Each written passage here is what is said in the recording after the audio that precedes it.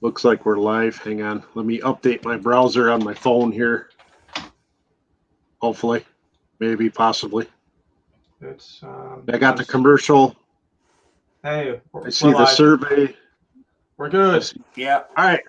We're live. There's 4 of us right now. Not sure if Sinister and Mr. McStash are going to join us. They're out enjoying motorcycle adventures, so good for them. Yeah.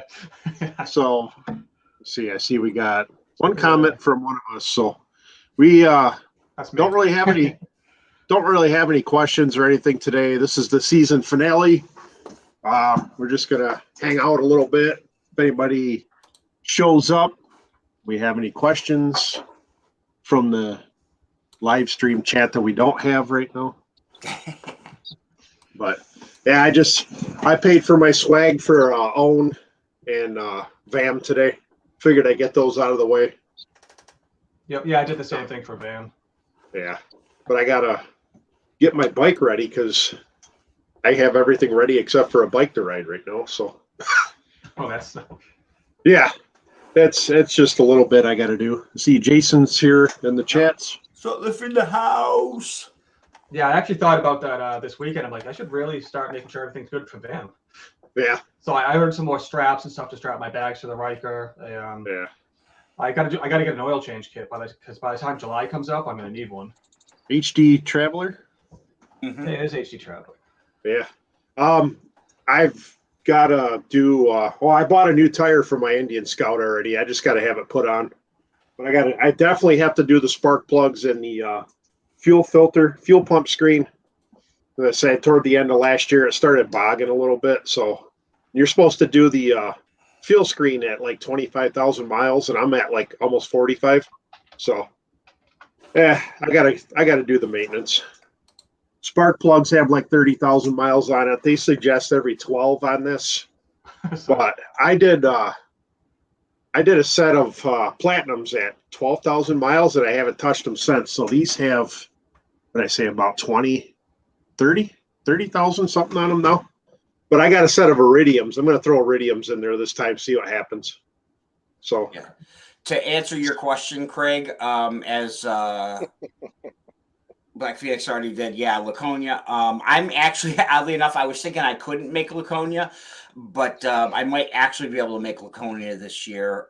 It was supposed to, it is falling on our anniversary, but my wife being an RN in the ICU, she actually has to work that day. So she's kind of like, hey, don't mind if you decide you want to go. I definitely cannot make Americade because that's the weekend of my son's 21st birthday. So, yeah. But Laconia, I am unfortunately not going to be able to make VAM. I would love to, but it's literally right before the Route 66 trip, and I don't have the maniac mileage gene like Jason Mr. McStash does. So I will be not attending that, so I'll be right home. But I will be at the Ohio Windy 9. Like I said, I'm going to try and do my best to make Laconia. Route 66, obviously. I do want to be at the 5 Dirty Bikers meetup in Lexington, Kentucky in October, depending on how that falls with stuff going down in Florida. I don't plan on going to Biketoberfest. I'm not good with large crowds, so that wouldn't work. But that's the time of year that Shea Tree Surgeon usually has one of his campouts at the Forgotten Angels, and Kristen's been bugging me to go. So we'll see what's up with that, and everything else. As I've said before, I got a goal of 20,000 miles this year. I got a lot of time to make up for, and for those that don't know, I now have a trike, so hopefully that'll make things a lot easier to be able to do that. Yeah. Oh yeah, after your first ride, you'll realize how much more miles you can put down in one ride. Oh, I can tell you now. I haven't ridden it yet. I sat on it the first time with the sundowner seat, and it felt comfortable. And then when I sat on it again the day that they took the picture for the Harv's Harley Instagram post that I then turned into a story, It still felt comfortable, but I'm like, it's a little too plush. The seat pan doesn't feel like it's firm enough. So I'm definitely gonna have to look into another seat. I just wanted to give the Sundowner a chance because I mean it's like only $300 for the seat. So and I wanted to try that before I jump out and spend at least twice that much on an aftermarket seat. I would just go get a sheepskin for now. I have one. I have one. Yeah. Yeah, I had one for VAM. Yeah. It's I mean I bought it based on my Lowrider S's saddle and step up, but I think it should be wide enough to cover the Harley seat, at least for now. Because the one on my Scout 60 is just a carpet. It's just one of those sheepskin carpets off Amazon. So it wasn't even a motorcycle one. I actually have one that I bought for it initially.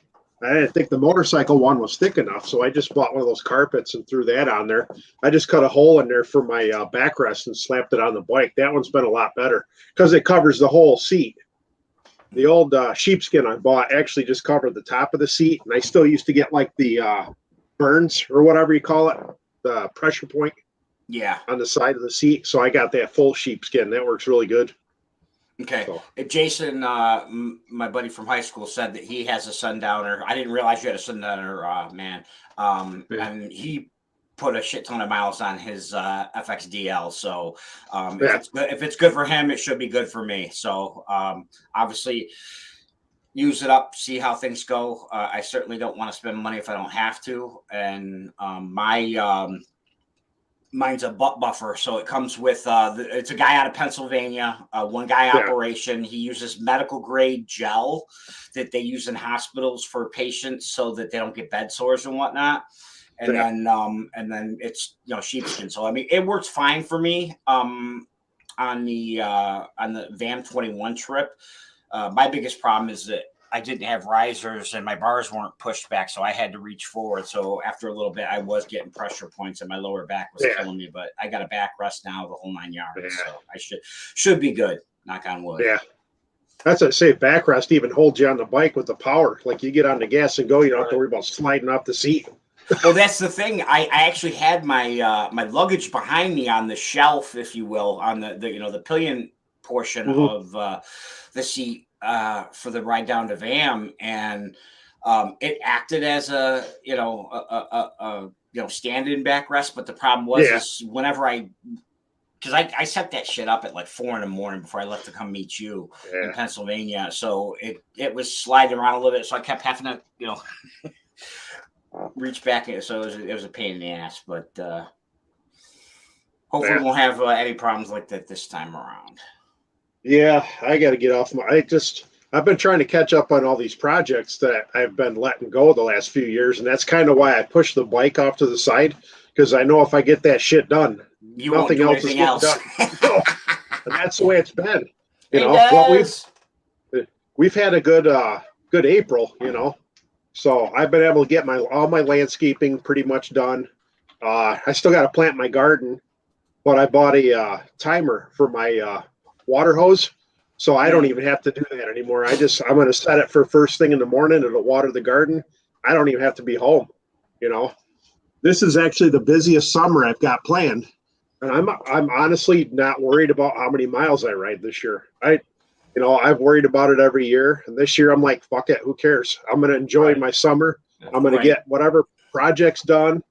I'm working on my bicycle right now. I might ride that a little bit. Yeah, I saw that, your Instagram post. Yeah. I just the freewheel's sticking, and I got to pull the freewheel off. They say like the grease gets packed up in those tongs or whatever in the freewheel, so they don't open up as quickly. Yeah, I almost fell off. I went to start pedaling and it went like that. I go, Jesus, But yeah, I'm gonna get that done. I got to pull that off there, and I really don't have much going out on my Maverick right now. I've kind of got it to where I want it unless somebody sends me more free shit.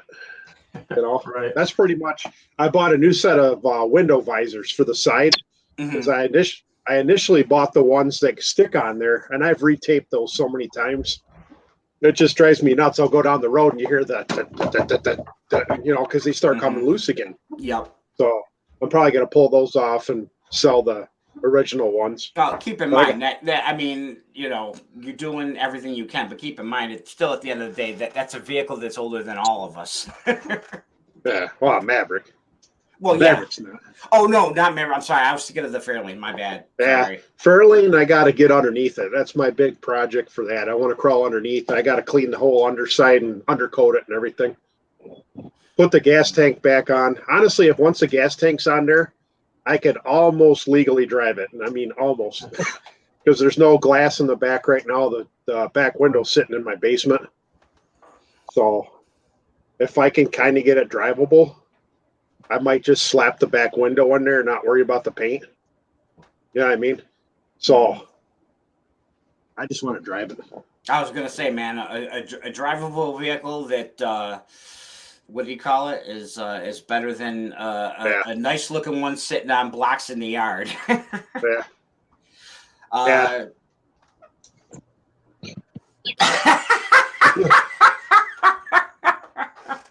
Leave it to AB. Leave it to AB. He's a little late to the show today. Des, Randy, and Jason are currently traveling. We weren't sure if they were going to be able to make it or not. Jason popped on Mr. McSass popped on our live stream chat on Instagram and let us know that he's not going to be able to make it. I'm going to assume the same is going to be for Randy. So We'll do what we can. We didn't have anything specific planned for this one. Kind of just like an end of season, kind of just shoot the shit, and we usually have enough comments coming in from the chat that get us off on enough tangents that we'll have stuff to do. I mean, basically, just pretty much reconfirming what we're doing for the season. Just other life stuff. Bike stuff, whatever, just to use. Yeah, for those of you late to the program, we've been talking about hard things to sit on and shaving. Yeah. And in Derek's case, what to get off on. Yeah, the stuff to get off on. So getting off on hard things that are shaving. There you go. Oh, man. That's awesome. You're a far better man than I am, Toby, man. With the how long it takes for my facial hair to grow, I can't shave if I want to have anything within. Oh, it takes forever for this to grow, but every so often I'll just say the hell with it. Yeah, well, I used to be like that all the time until Toby's beard is missing. And then when COVID hit, I just said screw it, and I stopped shaving, and I didn't shave for 2 years, and I just kind of got used to it and liked it, and then I did that stupid shit and shaved last year, and this is a year's worth of growth, and I am shaving it again.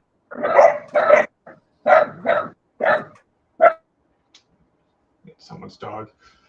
Are you on vacation, Toby? No, we're up at my mom's. Ah, all right. But They were all at the park, so. Yeah. Hello. Yeah. Oh, yeah. I'd like to do this live stream from somewhere other than the shed one day, like out on location. But well, I pretty much have. That was the talk that we wanted to do something for OWN, because I think Ryan, you were the only one that wasn't going to be able to make it, and we could do it. We could have you connect in remotely and still be able to do it. Yeah. I don't know. I can go live stream from my phone, but I don't know how I'll have my laptop there if need be, but if not, I mean, technology is such that as long as we get a good signal, we should hopefully all be able to log in through our phones if need be. Because I did the live thing when I was out in Sturgis on my phone, but I'm not sure if I can have other people on or not. I haven't tried that where I could have other people on. I think you can with like Instagram. I think Instagram you can have one other person on with you. Yeah. Something like that. But yeah, I have to try something. Do a little experimenting at some point. I say those Sturgis live videos were popping off though that year. I did that. It just I remember. turned the phone on, just walk around with your phone like this. You don't even say nothing, you know. Well, especially that because it was 2020. Everybody and their cousin decided they weren't going to go, so you had a captive audience, which was awesome. Oh yeah, yeah. Connection surprisingly wasn't bad out there either. So. Of course, Dirty D's kept taking it and doing live streams of like the wet T-shirt contests, and I'm like, yeah, my wife's not putting up with that shit. Like, no, I'm not doing that. I don't know how his wife felt about it, but maybe she doesn't watch YouTube, so. But my wife will watch once in a while. I don't know. Maybe that was the end of him. He stopped doing YouTube stuff like a year ago. So, yeah, he right after Sturgis, he started selling houses and stuff. He went to a new job, and he lost his job and then got into doing real estate, and he's just been super busy. Yeah, he's been doing really well. Yeah, he recently oh, go ahead. Yeah, Dirty D's. Yeah, he recently posted on Instagram a video of his son's band playing, and I'm like, hey man, good to see you. Yeah, remember seeing that. He and his son went to Adam Sandoval's thing down at the campground. Yep. He did have a couple videos for that like a year or two ago, whenever that was. But yeah, it sucks. Sandoval's going to be 15 miles away from here, and I can't go. When he comes up, I think he's going to be here July 1st, and I already told my daughter we'd go to Comic-Con in Buffalo, so it's supposed to be some pretty good people. Look and see where he's going to be in Buffalo. There's no place in Buffalo. No, I know. I'm just... Yeah, he's going to be at Erie, PA. The closest place he's going to be at Erie, PA, and then he's going to be at FX Capra, HD Power Sports. I don't remember where exactly FX Capra is. Sutliff, if you can remember off the top of your head, which I'm sure you know, just type in the chat where that's going to be. It's not too far from me. Yeah, but he's not doing too much in New York. I know that because he's going directly from Erie down thank to. You, sir. Yeah, he's going directly from Erie down to Ohio the same day. Yeah. So. Yeah, that's the tough thing. He's doing the smart thing. He's hopping. Yeah, just like with a what Meza did with the 10 state or 48 states, 10 days or whatever it is. He's hitting the borders pretty much. I think except for Florida and your middle states where you kind of have no choice but to go through them. Right. Yeah. So. Yeah. There's a couple spots. He's going to Rhode Island and a couple in Mass that are probably within 20 miles of me. So I'll have to see which one works out. Yeah. And the thing is, they haven't advertised it. The Erie dealership hasn't posted nothing about it either, which I'm surprised. Yeah. They've been trying to have a rally down here again. Harley Davidson at Erie used to have their own alongside when we had Roar on the Shore. And this current mayor of Erie, just an asswipe. He just so anti-motorcycle. Now, granted, we have car shows. We have Celebrate Erie, which is all bands. And the thing is, you do Celebrate Erie, and it's nothing but riffraff. It's, people causing problems, drinking, fighting. Didn't have that with Roar on the Shore. Didn't have that with the Erie bike stuff. So I don't know what the problem is. It's the stereotypes. Yeah. As always.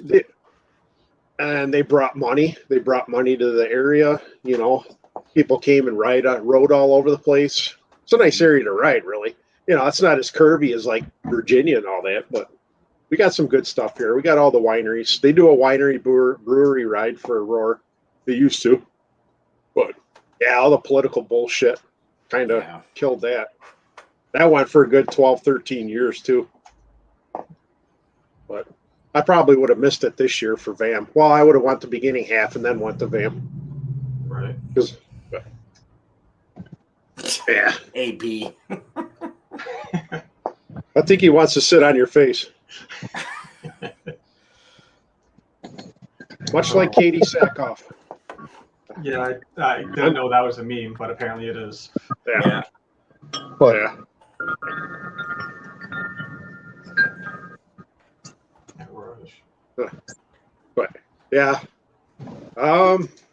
my plans this year, I guess, own and VAM and I got a concert camp out trip I'm doing in August, so I'm set for the 3 months of summer. I forget who were the bands in August? In August, I'm seeing Pantera, Lamb of God. So, yeah, I'll be at Darien Lake Campground up the road from there. We're gonna go Wednesday. We're gonna camp Wednesday night and come back Friday right now. So, Nice.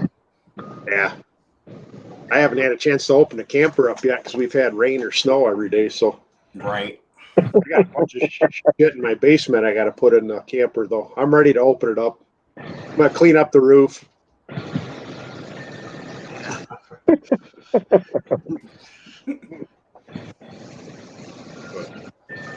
Yeah. Yeah, so I'll probably hit Laconia in June. Then you got VAM in July. Then we're going on a Caribbean cruise in October. So there's all my money right there. That's Right. But the VAM should be an interesting one because I'm picking people up along the way. Like like as I'm going down and day to day. So it's Rody Riders is catching up with me in Rhode Island. He's gonna ride all the way down with me from there. Yeah. And then once I hit Maryland, I should be picking up Technic rides and Road Nice. Reality. Yeah. And then once we get down to Tazewell, hopefully Jacob Agnew meets up with all of us. So. Are you leaving Wednesday again? Yeah, leave the Wednesday. Then Okay. I'll show up for the hopefully early enough for the Sonic meet. Yeah. So you think that bike's more comfortable than the last one you had? It's way more comfortable. Yeah. Is it? I'm surprised being smaller. Yeah, I don't know if it's because I still had the stock seat on the Spider, and then I just put threw the ultimate seat on the Riker. I never tried the ultimate seat on Spider, so maybe it could have been, Yeah. I always wonder that with my old Vulcan because my Vulcan had the stock seat, and I'd ride 200 miles, and I'd come home and have to lay on the floor for like 20 minutes because my back would kill me after a couple hundred miles. But first thing I did was bought a new seat for this Indian, and shit, I've done 500 miles, no problem. So. Riding with Brody. Yeah, I've ridden with him before, so I know what I'm getting into. Well, we'll try to keep it under 100. I'll say that's like riding with Sinister Clutch at Van, man. Everywhere we went. Jesus. Dude's doing 110.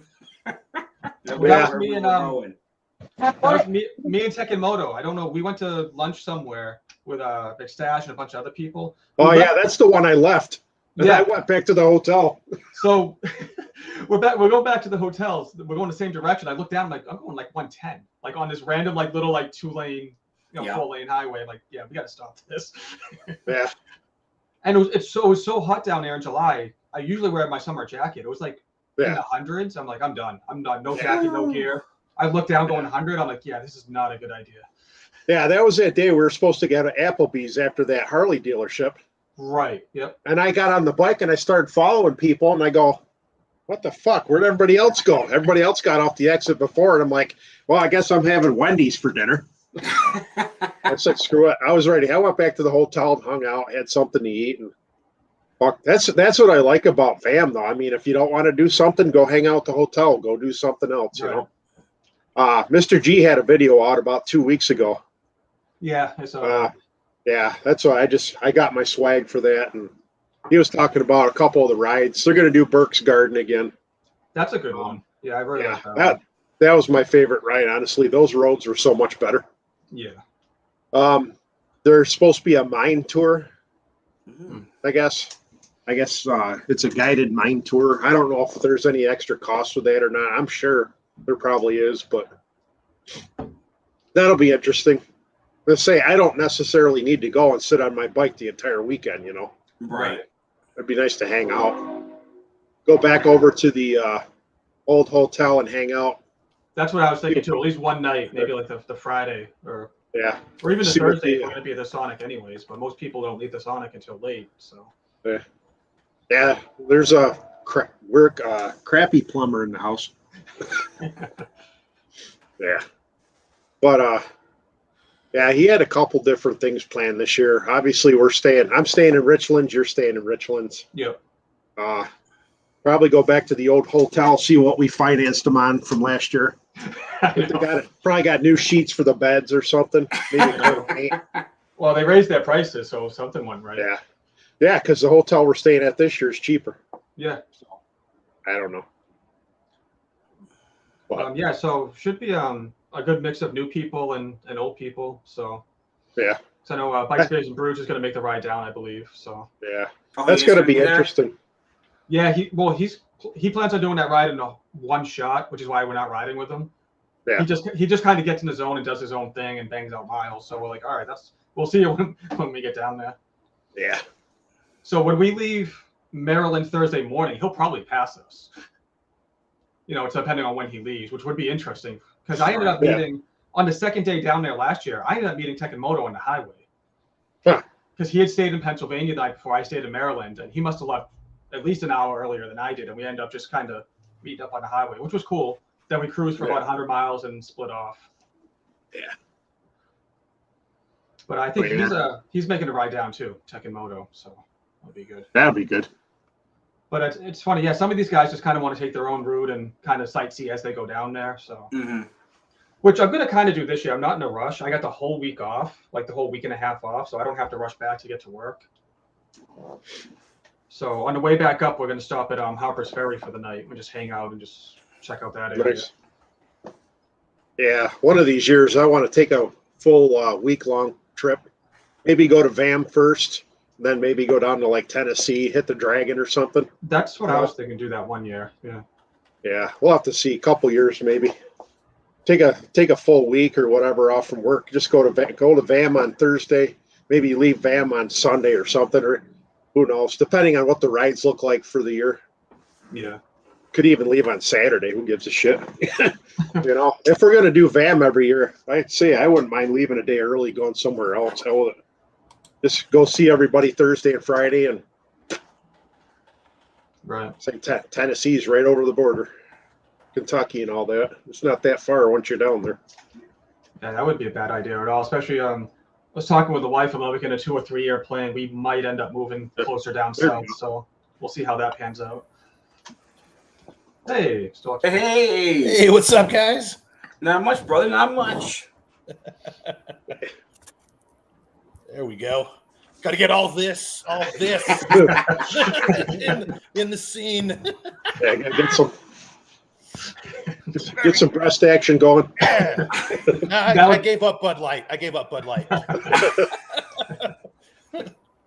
Oh man. How's it going? Yeah. Hey, you guys gotta pay me to keep it on. All right. It's funny that you'd mentioned that because I actually said something in our live stream chat on Instagram a while ago. We were talking about somehow we got on the subject of OnlyFans, and I said, "Yeah, I'd make a video, and I'd say people would pay me to not to air it." Yeah. Yeah. So, you got any trips planned this year? Oh, my big trip is leaving Colorado here in 32 days. Yeah. You permanently leaving? Permanently leaving. Yeah.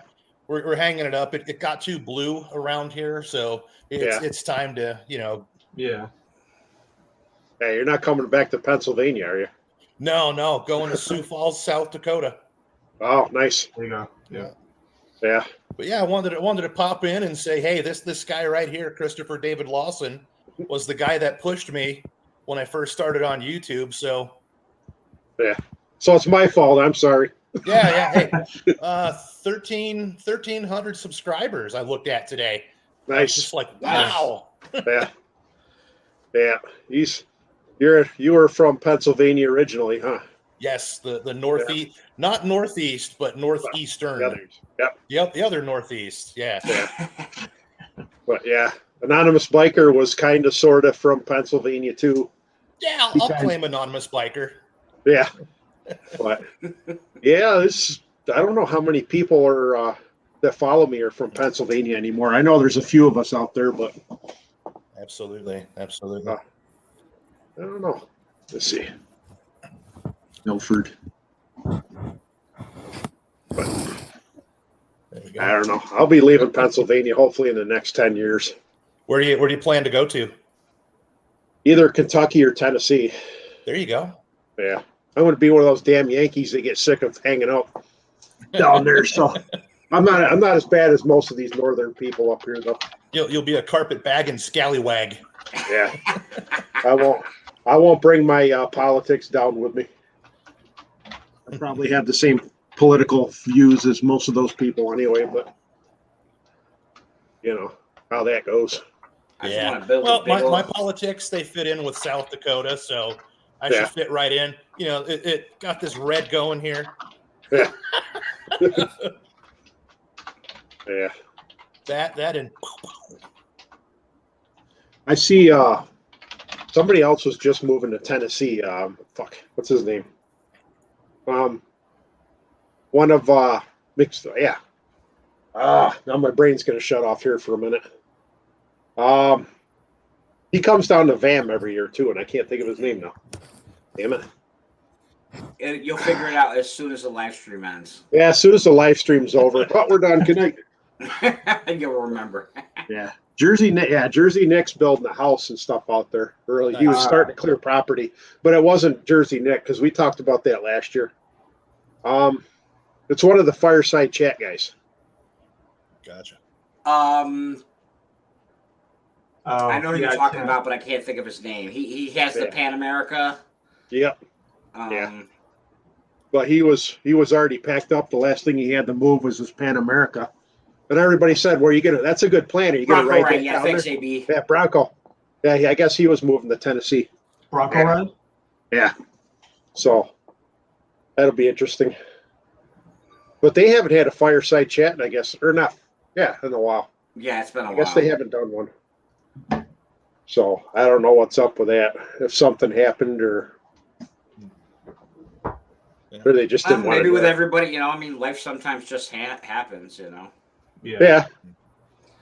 That, and as I've said before, little behind the curtains for those in the chat and listening is, there's only so many times you can cover, what parts you've gotten or you want to install, what's your favorite bike, what are your ride plans for the season, stuff like that. So I've been thinking and talking with the guys about maybe we should try and do like themes, if you will. Or something. I don't know if people in the chat have ideas. Obviously this is our last one for the season. We'll start back up in October when things, October, November. Well, it's hard because of the holidays and all that. Yeah. So we have to plan it either before Thanksgiving, or we wait until December, and it's obviously got to be before Christmas. I would say at least November, maybe October. We'll see how the weather is and all that. Well, good hey, shit. now that I got a trike, I can ride year round. Yeah.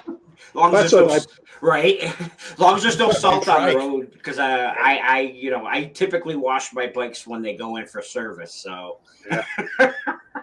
I washed last time I washed my Indian Scout was VAM 21. Nice. Really, wow. Yeah. I thought I was bad.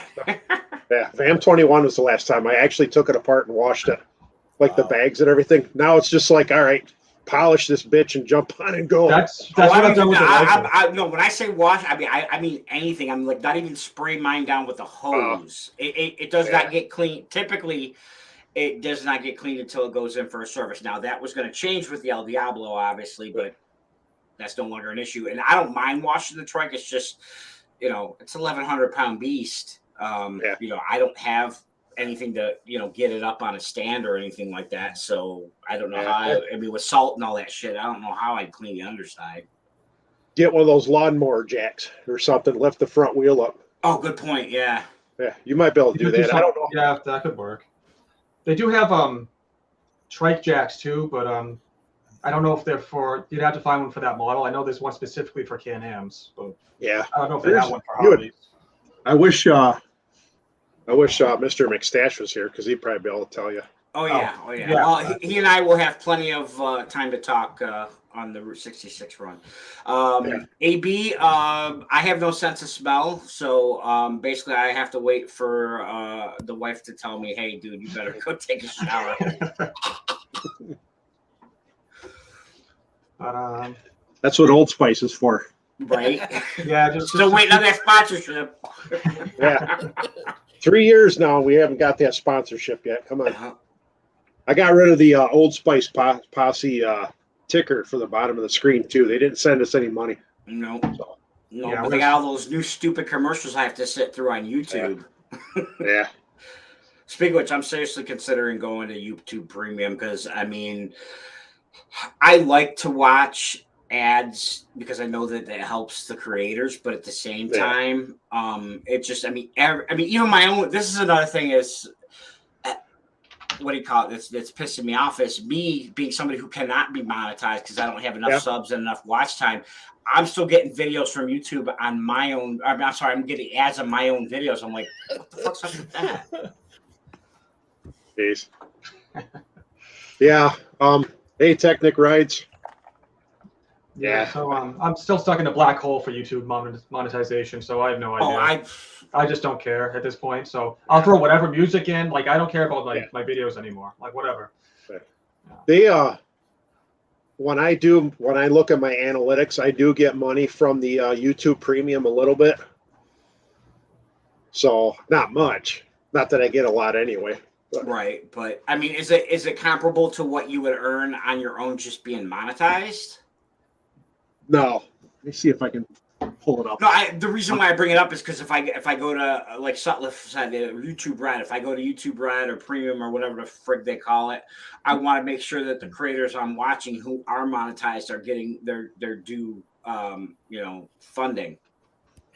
Yeah, because it says like for this month, it'll say you watch page ads, which is your normal advertising. YouTube Premium is only like $1. Oh, So I still, I'm only getting like $40 right now for this month, which is not bad for free money, but you're only getting $1 for premium. So I don't know how that works, but like shorts, I'm getting 1 cent for the month, so don't go into YouTube if you want to be rich, unless your name's like Logan Paul or PewDiePie or fucking unicorn fluff. I would say that's like catching lightning in a freaking bottle. You still have to get a real job. Right. Yeah. Well, and that's what I've always said. If once YouTube feels like a job, I'm out. I mean, I do this for fun and to give back to the community. The only way I want the Throttle Fiend channel to grow is so that I can give back more. I don't really care. I have a lot of respect for those that do it full time, but I work in IT. I come home and, so one of the boys or Kristen asked me about something with a computer. That's the last thing I want to deal with. So I don't want to take something that I use as my escape and turn it into my job. I mean, don't get me wrong. Yeah, it'd be cool to be able to ride around the country and shit like that and get paid to do it. But I would rather do a regular job, save up money, and then, I mean, I'm at a point right now where if I wanted to, I could semi-retire, but I never will because that's just not who I am. But I'd like to be able to say, okay, well, instead of semi-retiring, I'll just take an extra couple of weeks of vacation a year, not paid, and I'll go on like a long trip or something. Yeah.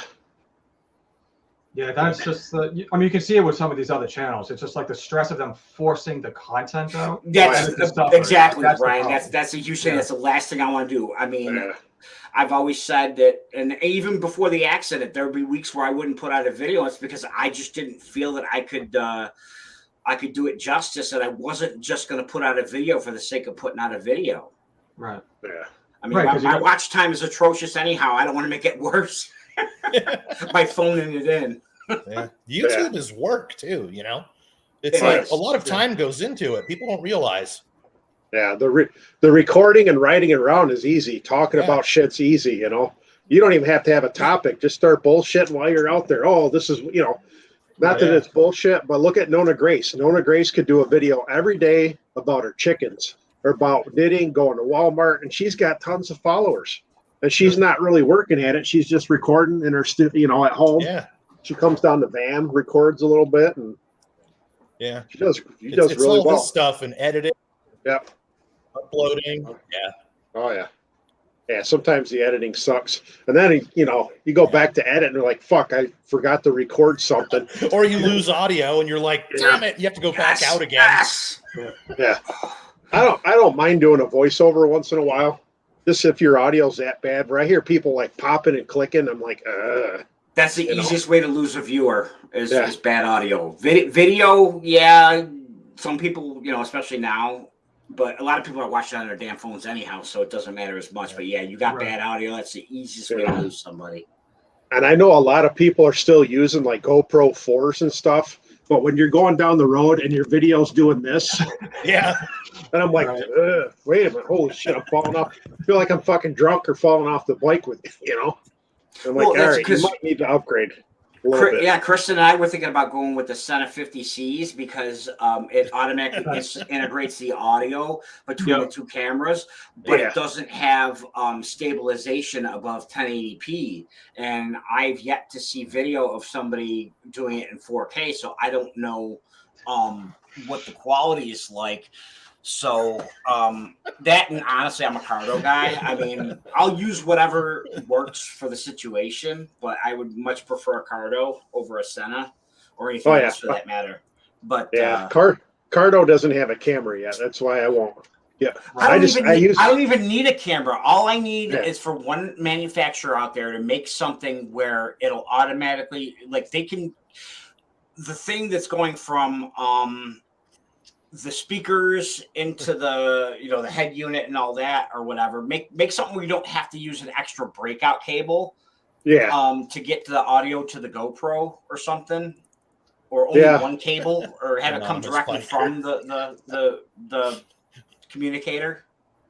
That's why I was looking at those newest Senas, because I do have to upgrade my equipment, but again, I got a whole bunch of different stuff on the helmet. If I could just have more than just one thing that does it all, that's great. Yeah, I did that setup a while ago for the dual audio or whatever, and I took that shit out and never used it. I'm like, yeah, it worked, but the problem is you had my voice in this side of the speaker, and it would have been somebody else's voice over here, so it wasn't in stereo, Right. So there's some cheaper like communicators with cameras coming out. Like there was one, and I don't know what the brand was. It wasn't like Lexan, it wasn't Cardo. It wasn't any of the major brands, and I almost jumped on buying it. It was like $100. Had a 1080 camera on it, and I'm like, maybe throw that on one of my extra helmets and try it out. But they end up selling out really quick off of Amazon. So, but I don't like that side camera angle either. It still bugs me. As long as you don't see the front of the helmet, I don't mind. I mean, I prefer the straight on, but. Yeah, that's two things. I don't like the side camera. I know a lot of people use it, and it's not a deal breaker. But when their camera is pointed down at their dashboard as they're riding. Right. Yeah, that's because you've got to adjust it in your sitting position. Most people don't. They don't go and test it, and they're like, oh, it's not the direction that the helmet's pointing at. Because especially with my Icon helmet, it's weird. It's like angled. Yeah. So like if you just put the camera as it's sitting on a table, it's going to be totally off. Oh yeah. Right.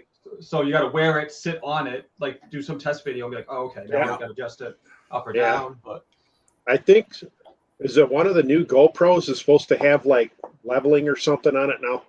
Is it the 11 maybe? Where it has horizon leveling or something? Oh, I think the 10 had it. Yeah. I'm still on the 8. And I'm happy with my 8 with the medium mod. Every issue I have is operator error. Yeah. I use the 7 on my helmet, and I got the 8 for off the camera. And I say the 360 is good because you can record all kinds of. You can't miss anything with the 360. Right. It's a lot more work editing, but then you can't use audio from your helmet to it because it's not going to pick it up. So. Well, that's what we've talked about. Once Kristen gets her Rebel home, we're gonna throw a GoPro on her helmet, and basically, probably, instead of going with the Sena 50C, we'll just have two action cameras, 2 GoPros, 2 Cardos or whatever, and then just import the video and audio into I use Premiere Pro, but you could do it with any audio video program, and just do it at the beginning of the video, do the 1 2 3 clap or whatever, just to sync the audio, and then just cut out the audio up until the point where you have somebody talking, depending on which one is the main camera, and then do the switch back and forth, and throw in some 360 footage eventually. I don't know. I haven't decided yet. I still have my Insta360 1R, but the lens is scratched, so it's like I either paid $200 to get that module for it, because it's modular, or just buy a new one. I don't know. Yeah. Starting off, I got that GoPro 6 gray or black or whatever. No, it's silver. That thing was a piece of shit. I was one of the first video reviews I ever did on my channel was GoPro 6 gray. Silver sucks.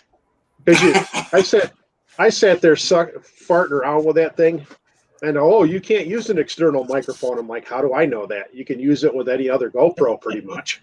So, but I end up selling that one. Like I'd sell something on eBay and turn around and buy another camera.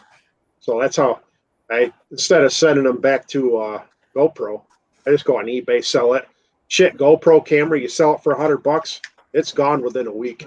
Right. It doesn't take long. As long as you don't. Yeah. It's like drop audio all the time, and it's just frustrating. Yeah. I haven't had too many issues with the 8 off bike. I use a boom mic. I did do that video with the wireless setup. That was all right. I still think it wasn't noise canceling enough because it would still pick up the freaking birds over top of me, and So I haven't used it since I did that. Speaking of GoPro, I got to go out and GoPro some stuff myself. Today's the last day of my registration for my motorcycle, so got to enjoy it for one last ride in Colorado. Yeah. So. All right. But hey, thanks, Chris. And again, thanks for that push all those years ago. Thanks, guys. Yep. Now I'll catch you on the flippity flop. All right. Yeah. See ya. See ya.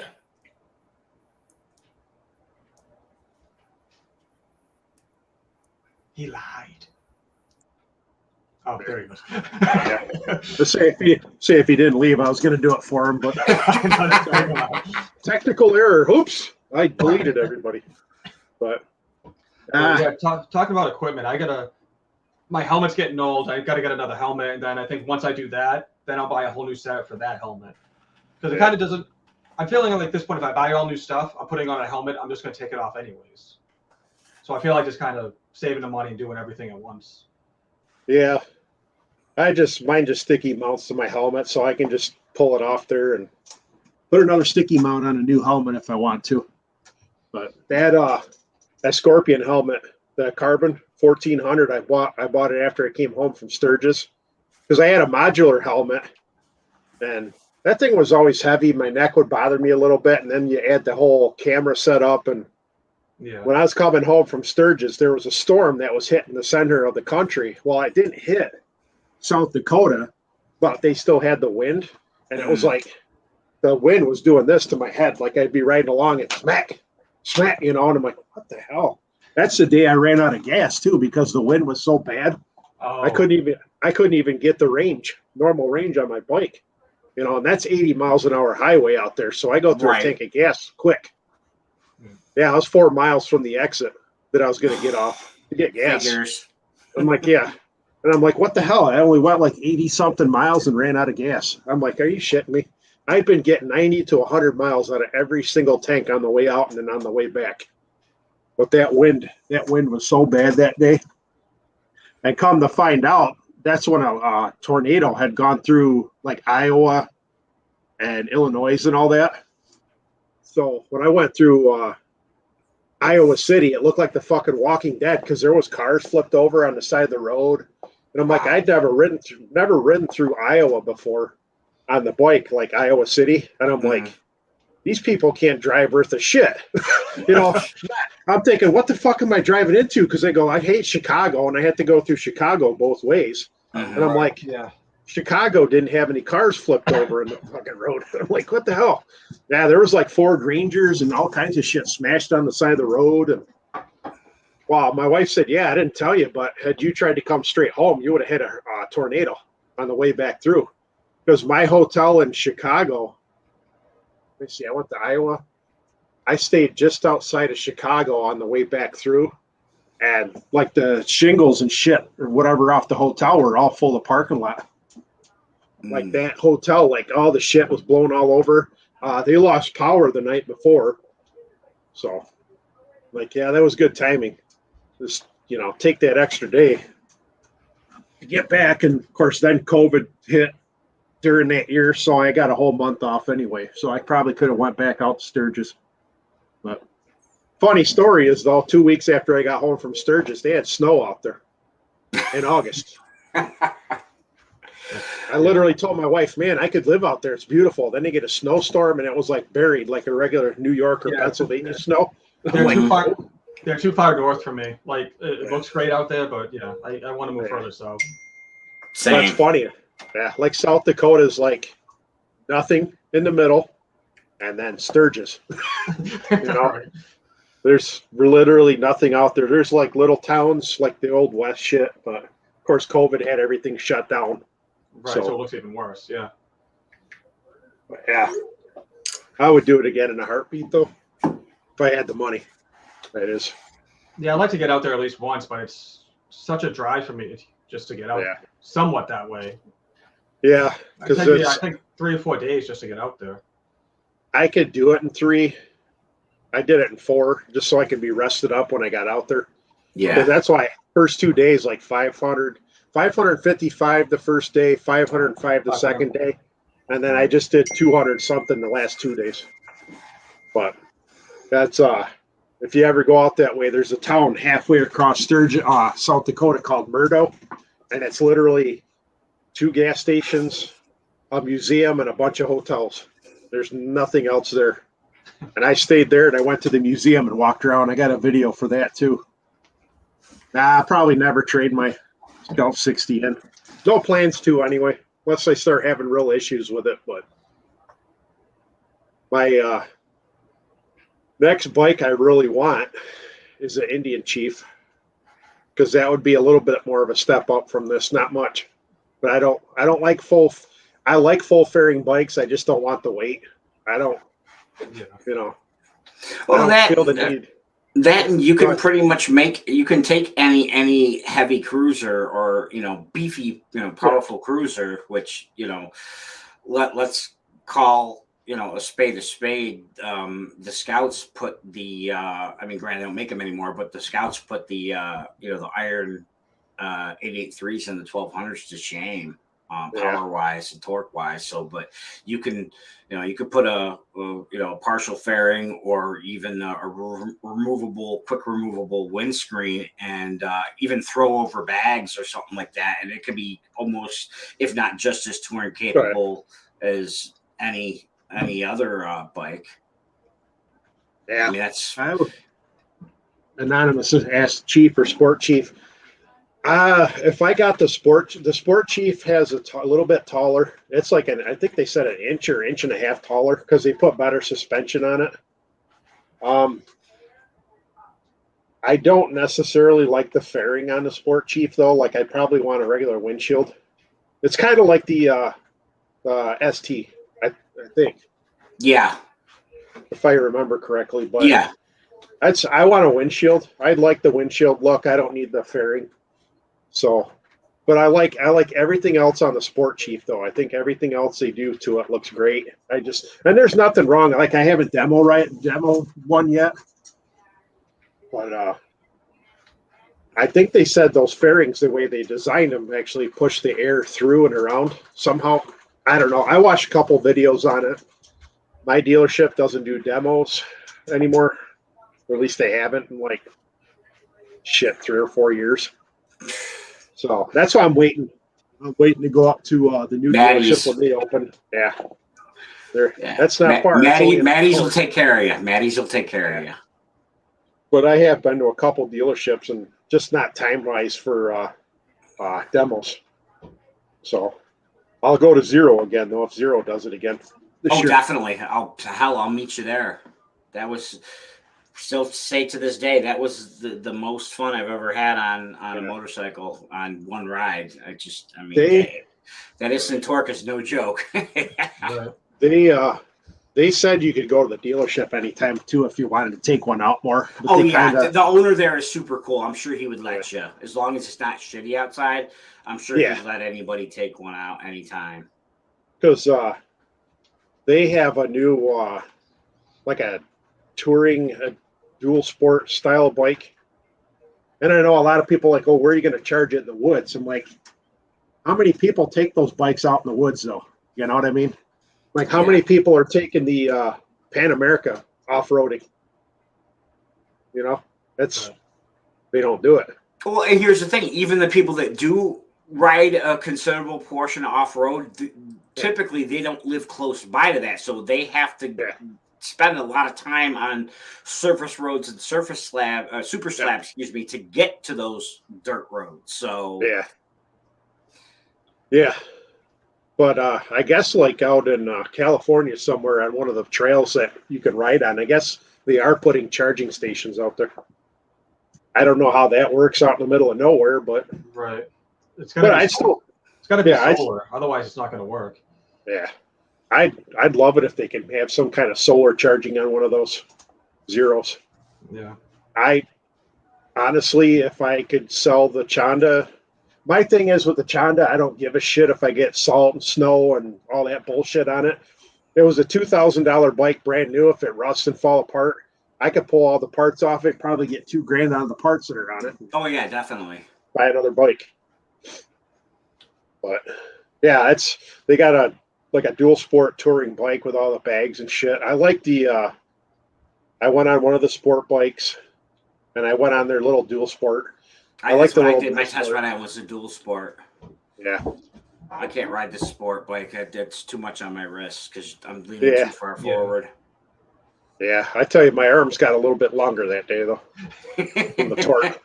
Yep. Like you could feel that burning sensation in your forearms. I'm like, ooh, what's this? You know? Yeah, the torque is crazy. I watched a video today, Moto Noir, and they had an electric bike he was riding. Technically, he wasn't supposed to be on the streets. I think he's in New York City, but he was riding it looked like kind of like a dirt bike, but it was all like just the battery and the fenders, no headlight, no turn signals, and he was zipping around on that pretty good, but definitely not like the zeros.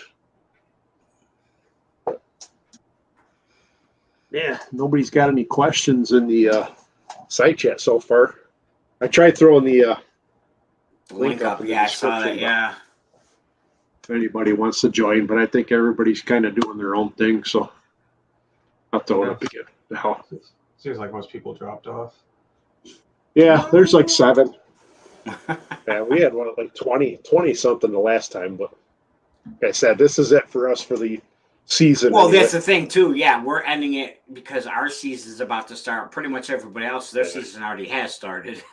I mean, honestly, if it weren't, for the rain, I mean, the temperature wise has been fine here. It's just been freaking rainy. Crap. So it was muggy.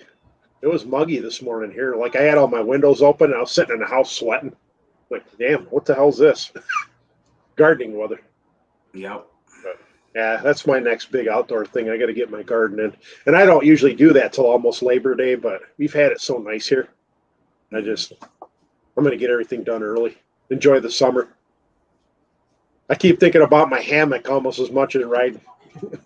I'm like, I get out of work and I'm like, man, it'd be nice to just sit in the fucking hammock and have a drink sitting here on the porch. And, but that's usually when I end up having drama. Somebody will call me right when I'm getting relaxed. And I'm like, son of a bitch. And so I just put the phone on speaker and sit there.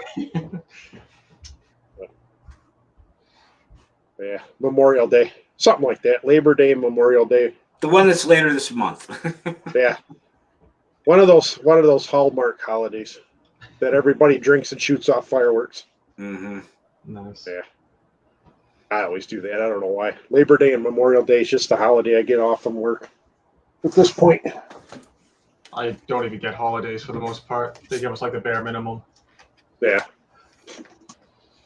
Yeah. Put your hammock up. I lay in it. Jesus. Nah. I've always wanted a hammock. That's always been on my bucket list. Yeah, my wife got me one for my birthday because it was something I talked about for years and just never got around to.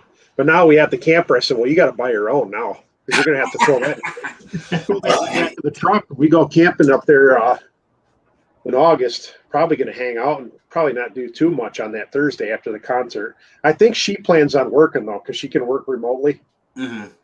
So we're staying at the state campground. I'm pretty sure they probably have internet, but she can use her phone. She actually has a work phone that she uses for internet. Oh, nice. Yeah. So, right. Yeah. But she's in Ireland right now, and her she was going to try and bring her work phone and her laptop, and they said, no, don't be bringing that to you. You're on vacation. But she's got a really good job, though. I mean, they made her a manager now. She's only been there 2 years. Like, Nice. she's management. She's gotten, like, multiple raises, and, yeah, she's done quite well at this job. Yeah, I'm still looking for one of those nice remote jobs. That way I can just kind of, move to where I need to move to. So. Yeah. Thanks for coming on, AB. Appreciate you, brother. Yeah. See you next season. Thanks for coming by. Go. Yeah, you figure Dan and all them are out there doing those rides and stuff too.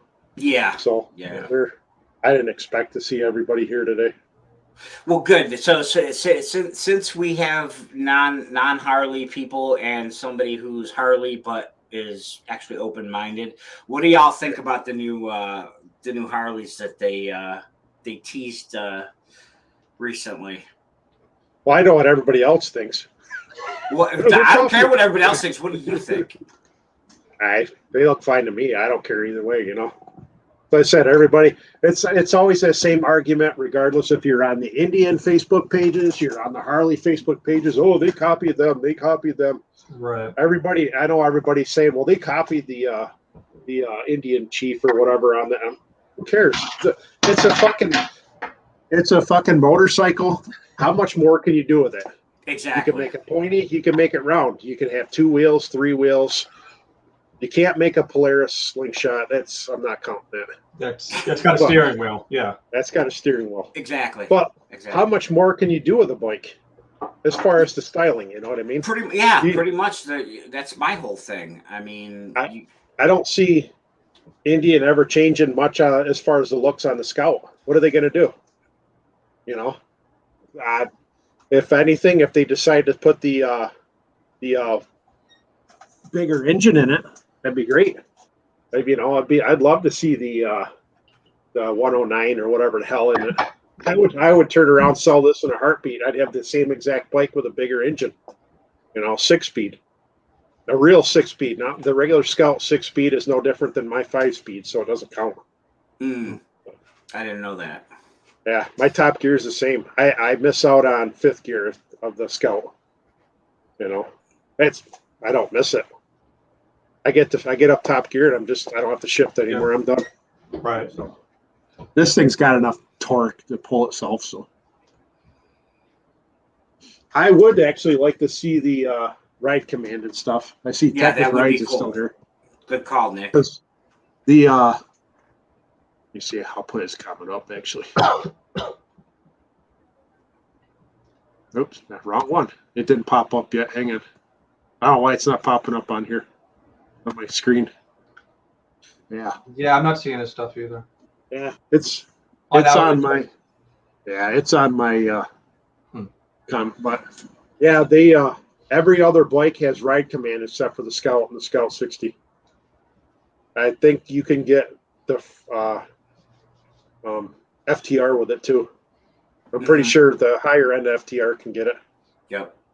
Well, it's the same thing on the Harley side. You have to either get the Sports Duress or the new Nice Duress.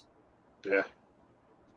But there's an aftermarket company now that makes a gas gauge for the Scout.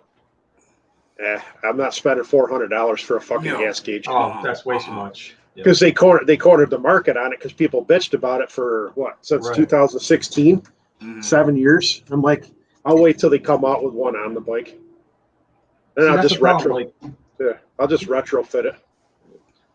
A company finds a need, they make it, and then they just gouge people for it. They could not that, but I mean, if you're a new rider, I didn't own either one of my Iron 883s for very long. But I mean, you've had yours long enough. You know where you're at on your mileage CDL. So I mean, it's one of those. If you could get it for like $50, it would be a nicety. But because not needed. The thing is, every bike I've ever had with this gas gauge has never been right anyway. Yeah, right. The one on my Riker is totally messed up because they took the gas tank out of something else at Can-Am. And they twisted it this way to fit onto the Riker. So the gauge doesn't actually start working until it's already half empty.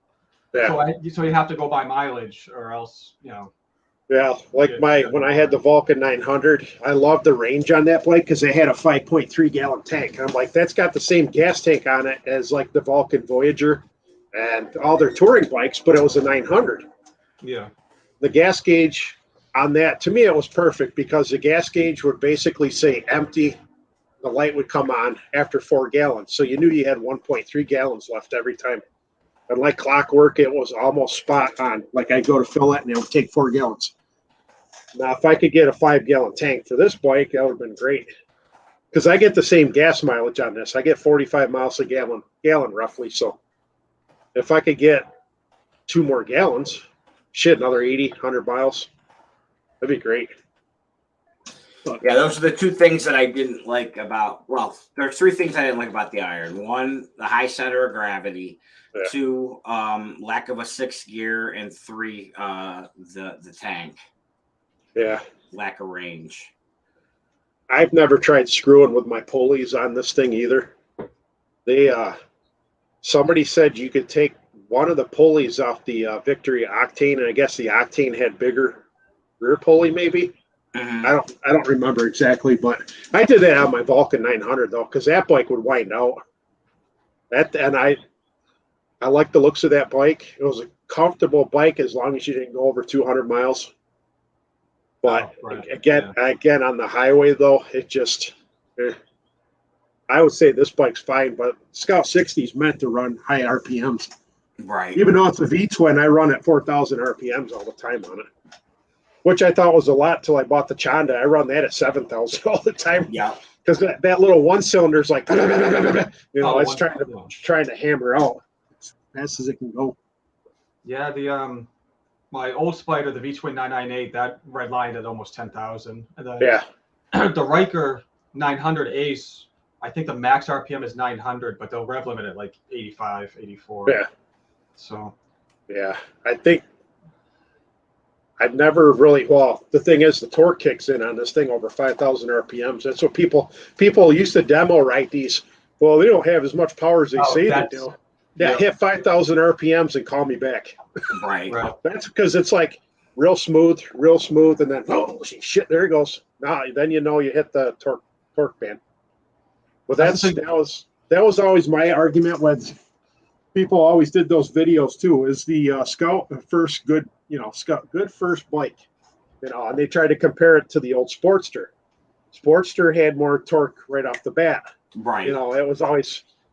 You had to get up to certain RPMs. They said the RPMs and acceleration on this is just linear. It's up. And then you get up in the high RPMs and it starts pulling a little harder.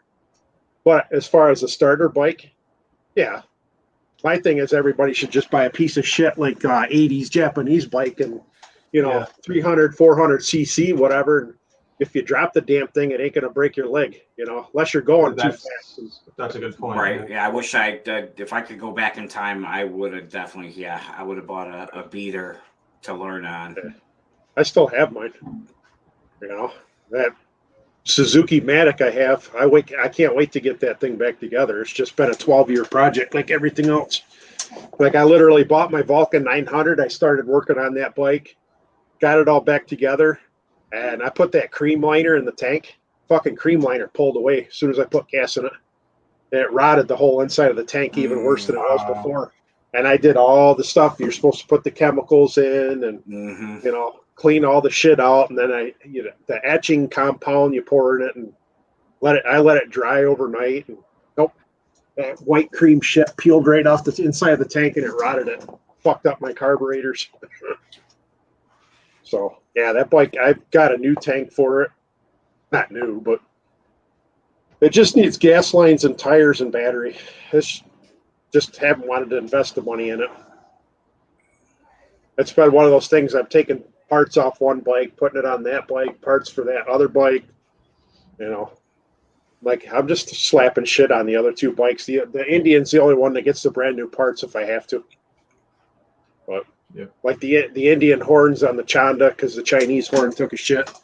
I had the new horn on this bike and then I put the old horn on that one. And like the Suzuki, I worked on that a little bit. Like I got a new brake levers and That actually doesn't have a clutch because it's automatic, but it had a parking brake. It had a lever Right. with a parking brake. I took that off. It's like, I'm never going to use it. I don't need the parking brake. And then there's like the thing down there, it froze up. So I just pulled all the parts off it. And I'm like, I just took 10 pounds off that bike, all the shit. And I'm like, why bother repairing it? I'm never going to use it. If they start giving me if I go to get it inspected and they give me a hard time, granted, I don't think most places would know that thing had a parking brake. Right. Yeah. Unless they're looking at a manual somewhere. But as I said, I'll just register it as an antique because it's an 84. It's almost fucking 40 years old. At this point, I'll make it an antique and screw it. You don't have to have them inspected in Pennsylvania after that. So Nice. Yeah. But we'll see. I may end up getting that on the road and selling one of the two, though. When am I going to ride 3 bikes? So that's always my thing. I mean, I'd like to have more than one. Definitely different, apples and oranges, so that I have 2 of the same. Right. But anything more than that, it's like I see people posting on Instagram and YouTube, and they got like 3 and 4 and 5 and 6 bikes. I'm like, I mean, more power to them, but at the same time, it's like something's got to give. And I just, I mean, I guess maybe if I lived in somewhere where it was, nice year round, I could. Okay, today's Tuesday. Today's the XYZ model. Yeah. But Deluxe Chimp, I wish he was still on here. He has a bunch of bikes. Yeah. He's got one of the newer Kawasaki's that look like the vintage. Yep. Because I know he's got that. I think he had the Goldwing. He had the Goldwing till the case cracked. I think he's thinking about going back to another Goldwing, but he kind of had to pause because literally he was going over. I don't remember if he said it was a like a speed hump or like one of those raised like things in the parking lot where people walk across it or whatever, and the bottom case hit it and just cracked, and then he had such a pain in the ass deal with the dealership that he just was like, you know what, I'm stepping away from the Goldwing. Yeah, that's like if I live somewhere where I could ride I kind of did ride you around this year. That's what's nice about that Chinese piece of shit, because I don't care if it rusts. This is my first bike I've ever had with a chain on it, so I'm learning chain maintenance. Outside of bicycling when I was a kid. Right, same. So I want to change the rear sprocket on it soon, just so I'm not winding out so much at like 60 miles an hour on it. But I don't plan on traveling on that thing. It'd be kind of cool to take it somewhere else, but yeah, that bike is so unpredictable. I'd say it'd be a pain to do that. Yeah, because like that bike's been running great for a week. Well, you guys know long enough now that, all right, I could probably ride it this week and it'll bog every fucking day. Then next week it runs fine, and I don't know what it is. I still haven't figured it out. It's not a carbureted bike. It's fuel injection. I don't know if the computer's just crap. It's a Delphi. It's the most generic computer out there. Yeah. They used the same computers basically in cars back in the 80s. Just a little tiny box, 2 plugs. That's it. Yeah. I can screw around with that and plug a laptop into it, but somebody's working on tuning those now. And I'm like, okay, cool. I'm going to go from 15 horsepower to 19. Right. Like how much are you going to gain out of that? Yeah. There's a couple guys that are making big bore kits, I guess, and they're not bad price-wise what the guys are making for it, but by the time I fuck around with that, I might as well go buy a KLR. Yeah. Go spend $4,000 on a KLR used one somewhere. Yeah. And I like those. My complaint is they don't go very far. It's still okay. I'm buying a better quality bike, but I still can only go so far on that. Mm-hmm. Yeah, same thing with the Navi. We're actually selling the Navi, but I was like, there's only so much I can do to it to be able to get anything more out of it, and it didn't make sense. Like you said, I get to the point where I would unless I was going to swap engines, and even then, you're talking more trouble than it's worth, and probably enough money that I could buy something better. Like you said, a used KLR or something like that. Yeah, I always thought it'd be interesting too if I decided to sell those other 2 bikes. Get one of those bicycles with like the 80cc engine kit on it or something, slap a gas tank on there, throw that on, and those are pretty cool. I see people zipping around in those once in a while. Yeah, same here. But I may go electric for my next side bike if I ever get there. Yeah, Can-Am came out with a couple electric motorcycles that no one cared about. Yeah. Oh, I didn't even realize that. Yeah, that was one of the things they did for 2023. They came out with 2 motorcycles again, but they were electric. And everyone just kind of went like, blah. Like no one, that's why no one knows about them. Like I don't know if it was an EPA thing or something for Canada that they had to come out with something electric. Yeah. But that's kind of, the more I look at it, the more that's kind of, I think, what happened. Because they weren't making anything electric on Can-Am on-road. They're like, oh shit, now we got to make something. Let's make 2 crappy bikes out of parts that we already have. Right. My dealership sells this bike, well, not where the Indian is, but their other dealership. We walked through there and they had Vanderhalls. They had Can-Am Spiders. They do a lot of the Can-Am off-road vehicles. The Kawasaki off-road, like side-by-sides and shit. And I walked out their back door one day, their garage door, and how many boxes of unopened off-road vehicles. I'm like, where the hell are people taking these things? Some of them cost more than your daily driver. Yeah. Like 4-seater. I'm like, and I told my wife, I said, had they made this legal for the road, I probably would own one, and I'd drive that instead of a damn truck. There's a couple kits for some of the Can-Am off-roads to make them legal, but I don't know about any other. Yeah. Maybe Kawasaki has a company that does that too. I don't know, but but that's, it's not worth it. But but like I said, you have to buy it, and then you got to buy the kit to make it legal. And then at that point, how much money are you spending? Right. Oh yeah. I don't know where people are using shit like that around here. Yeah. Who's buying a 4-seater to go deer hunting? Right. I mean, whatever. I guess if you lived out in the middle of nowhere and you could ride to work out in the desert, I would get one of those. But then you got your windshield kits you can buy and your stereos and, they're nice. Again, it gets to the point where, you're spending so much money. I mean. Yeah. Well, like a 4-seater. Some of them are 4-seaters with a dump bed on them. And I can see that. I see where the farmers around here use the 2-seaters. Oh, definitely, yeah. I got to go out here and check something out in the barn or do this. You zip around quicker. But who the hell has 30 grand to just spend something you can't even drive on the road? Not me. And there's enough lakes around here. Like I understand the argument with boats. Right. Even as short as their season is. But I don't know. There's a lot of people with money around here, and I haven't figured out how to get to be with that person yet. Same. Right. Yeah. Like I said, if I had multiple bikes, I probably would have at least one old one that I would just take for shows. Mm-hmm. I'd have my regular daily rider, and then I'd have my shit beater for the wintertime and crappy days. But now, who we kidding? If we had the money to be able to do all that, we would just move somewhere where we could ride year round. We could ride, yeah. Yeah. Yeah, you don't have too many people watching. No, it looks like we're down to 5. Yeah, we certainly appreciate the 5 of you that stuck with us. Yeah, I know one was at least my homie from way back, Jay. Thank you, brother. Yeah. Technic Rides is here still, maybe. Thanks, Nick. I know. Anonymous disappeared on us, which is he had to go.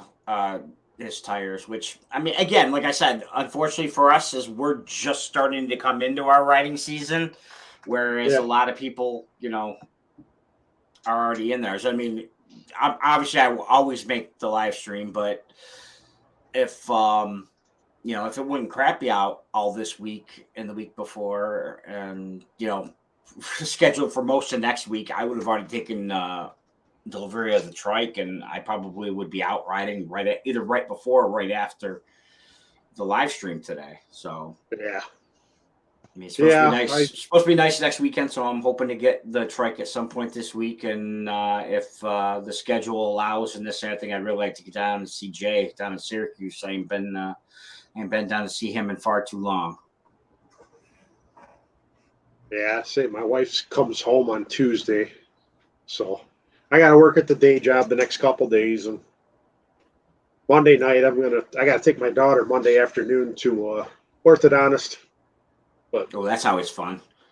yeah, She getting the new thing tightened up, or getting new. She's done with those. Oh, cool, cool. Yeah, she goes back every 6 weeks. I think they said now instead of every month.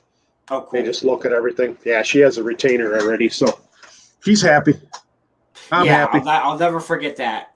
Going at once a month, your teeth would just finally get used to the freaking thing.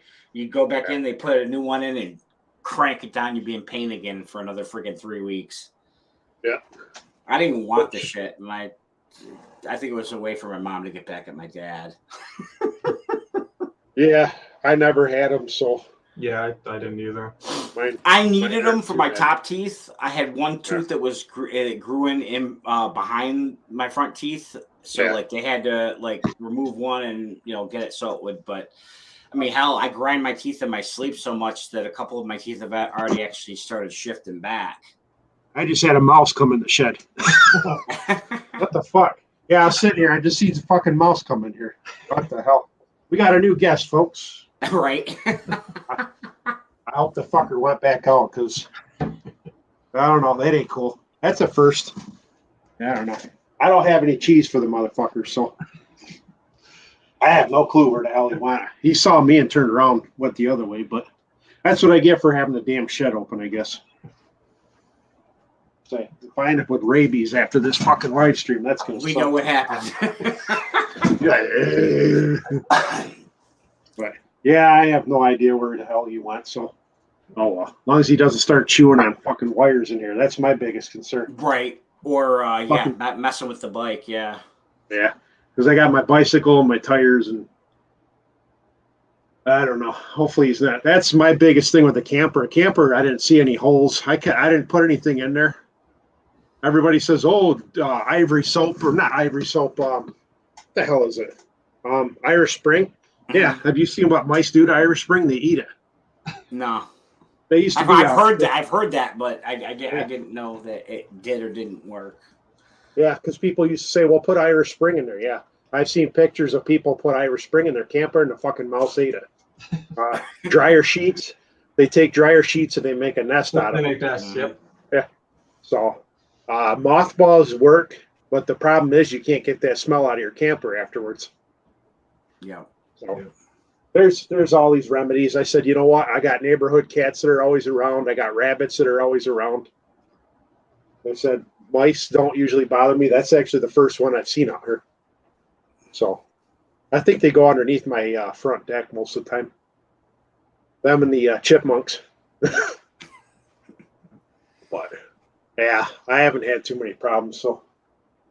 So far, I put some of that. It's called Damp Rid in the camper. It's a little bucket, and I change that out every 6 weeks. So everything looked like I didn't see any mouse poop in the camper because you can still open the door and kind of look in there. Right. So it'll be interesting to see when I do finally open it up. But like I said, I got work to do on that too. So I got to clean the roof up. I'm going to paint it because you're supposed to seal the roof on those every so many years. So, but I don't know. Lots of stuff to do still. That's why I put off the bike to the last minute so I get it done. Yeah. But my biggest thing is I got to do the front forks. I'm not going to worry about as much, but I definitely got to get the bike running halfway decent. Let's say it still starts up great, but it's like you're riding along, it'll kind of miss once in a while. But I think that's the plugs. Yeah, I was going to say, it sounds like plugs, yeah. But I'm surprised they don't have a check engine light on that. But yeah, if it's too bad, it should start throwing a light. Yeah. But it would start up and it'd ride and it'd be fine for a while. And I think it'd get up to a certain temperature and it would just miss a little bit. So, but not bad. I've had it out a couple times this year. Just roads were clean, dry. But I haven't gone more than 20 miles on it. So, Chanda, I've had longest ride I've done on that in a day, 60 miles, and that fucking hurts. Because I've got the bars risen up about 2 inches, and you're still kind of leaning. Mm-hmm. Then you got the one cylinder of Fury underneath you, fucking going like this. Yeah. And I froze my ass off on that one too one day, because I went out and rode. It was probably 40 that day I rode that. And I went maybe 20, 25 miles away, and I was out on the back roads where downhill you'd go about 65, uphill 45, down, And I had this car follow me for about 15 miles doing that. I'm like, why are you not fucking passing me? I got to change the plugs. That's one of the jobs I got to do.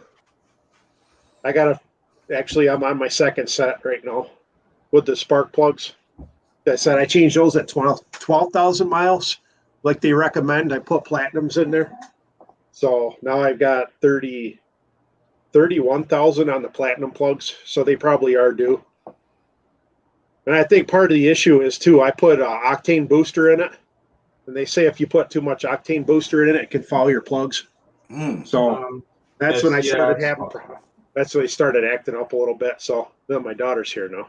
Yeah, But yeah, so I put octane booster and everything last year. I said, I'll get some of that and I'll run that as cleaner, just a little bit. And then the Chonda had problems. This bike had problems. I go, nope, I fucking drained the tank on that. I can't drain the tank on this bike unless I pull the tank completely off. Yeah. So I've just been running what's in it. But yeah, I've got some iridium plugs I got to put in. Now I'm going to do that when I do the fuel pump screen. So you don't have a regular filter on this. You got a fuel pump screen. So you figure all the out west adventures I had, I went to some pretty shady gas stations off the highway. Like Goober and Gomer came out. Like the ones that don't even have the credit card machines at their station and the pumps are from the 80s. Yeah. Those are the best ones. Yeah, they only had like 87 octane, and I'm not even sure if that was real gas. Right. See, that's what kills me. I got to find at least 91, but yeah, my bike's tuned for 93. So yeah, you're supposed to run at least 90 in this, and I usually try to run whatever the highest they have at the gas station. On occasion, what I'll do though, like when I go to VAM, I'll run like whatever the highest at one gas station, I'll do mid-range at the next one, highest mid-range. Yeah, it doesn't make much difference doing it that way because you're still mixing the gas. So right. Yeah. And I'm not saving that much money. I just, whatever, couple cents here and there. But yeah, we have some gas stations with non-ethanol, but not that many. Yeah, same here. There's one here in town. And then I go to Love's. There's a Love's gas station I go past up in New York. They don't have the non-ethanol there, so yeah, I'm gonna have to. I used to get non-ethanol all the time, and I'm just like, I don't know if it made that much difference. I'm sure at 150,000 miles, it'll probably make a difference, but I really don't know. Non-ethanol is supposed to be better for small motors, but you figure most bikes now are probably tuned for it, regular gas. So, no. Alarms are going off in town. There's only like 2 or 3 maybe in the entire like Rochester suburb area, and they're all not close by to me. So, I mean, yeah. I usually, like I said, 91 is fairly common here, depending on where you go. 93 is a little bit tougher to come by. So yeah, I usually always just use 91. Yeah. Let me see. I usually use 91. We have Quick Fill. Quick Fill usually has 91. I never see non-ethanol there. Country Fair gas stations, we have the area too. They'll usually have a separate pump that has like diesel on one side and the non-ethanol on the other. Mm-hmm. And I used to get pissed because when I used to go there was always some guy with his diesel truck filling up, and then he had a trailer with like his lawn mowers, his push mower, his 4-wheeler, his they'd always bring their trailers and gas up everything at once. I'm like, I got to go to work. Yeah. So I just put the regular in. But yeah, they trying to think. Well, that's really the only gas station is Sheetz doesn't even have non-ethanol. No, yeah, I haven't seen But that. they have E85. Yeah, a couple and of them. they have the 88 with 15% or something like that. I don't know. They have a few different ones. But people always bitch, well, because Sheets will run a special on that higher ethanol content one, and it's really cheap. And I know your gas mileage ends up being lower. But people are like, well, we can't even use that. Well, yes, you can. Technically, on your car, anything after 2012 or something like that can run the higher ethanol. Yeah. Pretty sure you don't even have to have a flex fuel. I think all vehicles are pretty much flex fuel, but you don't have to have flex fuel specific. Right. It's all mostly the hoses and stuff like that had to deal with the ethanol gas. Yeah. Because it would do it, but over time, I think it ends up corroding the hoses. Yeah. Well, yeah, I think it's all made with like corn. You know, they turn corn into sugar too. So, yeah, it's all the hoses and the rubber gaskets and. That was a big one. Yeah, the gaskets. Yep. As I say, I know once I get the Fairlane back together, I have an aftermarket carburetor because the stock one was just shitted up after 50-something odd years. I kept it, but instead of rebuilding it, I just bought another one off Amazon for like $100, and it was running fine, but the gas tank went to shit on that. So that's one of my projects. I don't know if I ever shared that picture of the gas tank. It looked like I was mining for gold. Yeah. Because the fucking water was like, the gas was orange, and there was like chunks of metal in the gas tank. Yeah. Yeah, I don't know if you put it on Instagram proper, but I know that you shared it somewhere. Yeah. But yeah, it looked like I was panning for gold. But I think that new carburetor probably got a little bit of shitty gas in it, but I'm putting the new gas tank in it eventually. The new gas tank is already has like a liner in it. They said you don't have to coat them, which I'm happy. Nice, yeah. That Mustang gas tank, I'm putting in 66 Mustang, I think it's for. Because the standard gas tank on that car was only 13 gallons because it was narrower. Right. So, but I test fit that Mustang one and it fits just fine. That's 16. So I don't know if I could have gone any bigger than that with that though. I got to make sure my suspension's good on the back of that because it'll probably drag it if I don't. So one of my big projects, if I can get to it. That poor car just sits there. I got all that major work done to it. So, oops. Yeah. So we've been on an hour and a half. Nobody else is really chiming in. Nobody else wanted to join us, unfortunately. You know, we've had a few good questions, but they've been mostly directed toward me. So. That's fine. If any of the 6 of you people that are still left have any questions. Yeah, questions, comments, whatever. Yeah. Access a question. As long as it's not about Bud Light and anything political. No politics today. No squirrel gravy questions. Yeah. Ethanol. Yeah, we got one. That's the first comment I've seen from somebody I don't know. Yeah. Welcome to the live stream. Yeah, that's pretty good. Let's see if I can share that one. Yeah, ethanol gas is what causes rust in a lot of your newer vehicles. Yeah. I think most new vehicles have plastic gas tanks now, though. I know my Ford does. My old Rangers, actually, all 3 of my Rangers had plastic gas tanks, too. That was back in 90 and 2000s. They all had plastic gas tanks. But, yeah, I know the ethanol, will turn the water, condensation and shit in your tank. That's why you should run the stabilizer. I guess with non-ethanol gas, you don't even have to run stabilizer all winter. You can let it sit for years, and it'll be fine. At least that's what I've heard. But, yeah, it's funny. I didn't put stabilizer in the Riker over the winter, and it was fine. Yeah, but it was only a couple months. It wasn't, over the winter, so it wasn't too bad. I've actually had gas with stabilizer and it go bad in a gas can because my last push mower was gas push mower, and I tried running that gas after a winter and it ran like shit, and I never could get that push mower to run right again. And even though I put stabilizer in it, it still wouldn't run right. So that was with stabilizer, but that you figure a push mower sat for 6 months. Right. Yeah. So, That's- but now that's what my riding mower, I make sure I drain that shit out. Like I'll actually drain it out, drop a little stabilizer in there, and then start it up and run it till it stalls. Same thing with my snowblower. Snowblower, I'll run it till it runs out completely. The lines are dry, nothing in the bowl. So, yeah. When they start making bikes that run off cannabis, these dispensaries are already popping up left and right down here. So, right. Oh, there's a ton of them here in Mass now. yeah. We got one. We got a couple of them in the same city actually now. Yeah. When you go to Erie and get off, Peach Street's like the main shopping area.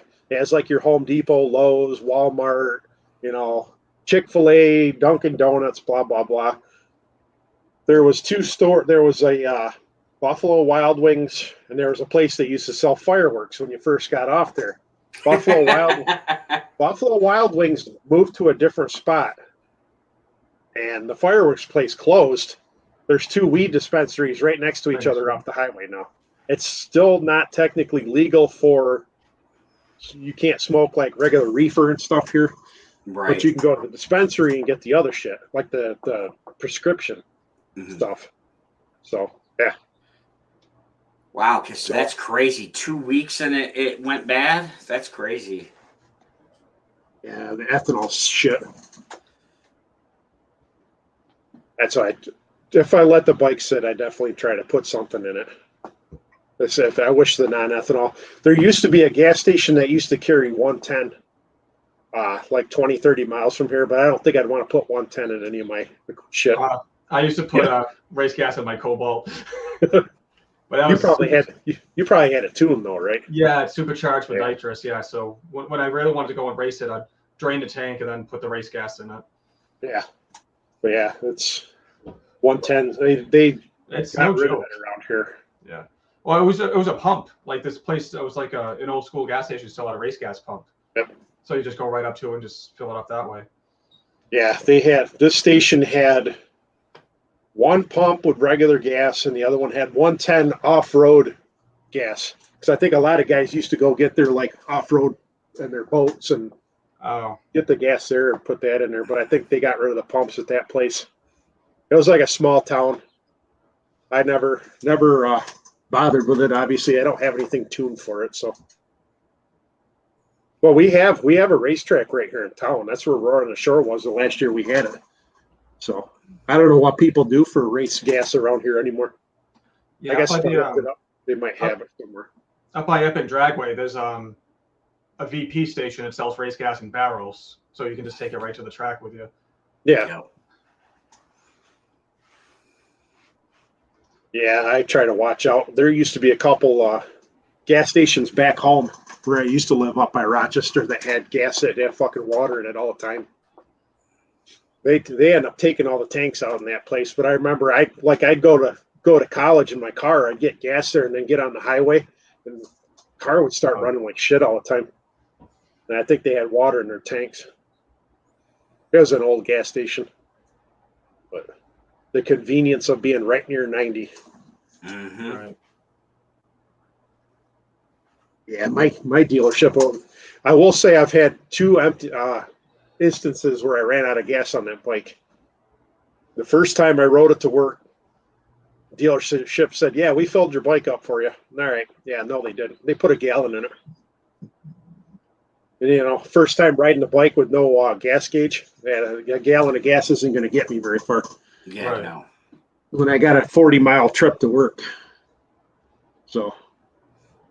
Well, that's my big thing about if I ever went out and, test rode and then bought a Zero from Moto Z out there. I mean, I literally would have to bring a trailer with me because the range isn't enough to make it home. Yeah, that's the problem. You should be all right on the I can't remember what the range was on that dual sport, but I think the range on the sport bike I drove was like, and this is if you didn't beat the shit out of it, I think they were like 200 something miles. Yeah, but that's probably the one that's like $20,000 because it's got the bigger battery pack in it. Well, yeah, that was I would have to look on YouTube again to see which one it was, but it was like 225 miles max range. I'm like, you better put that thing in fucking eco mode though, because That's probably what it Yeah.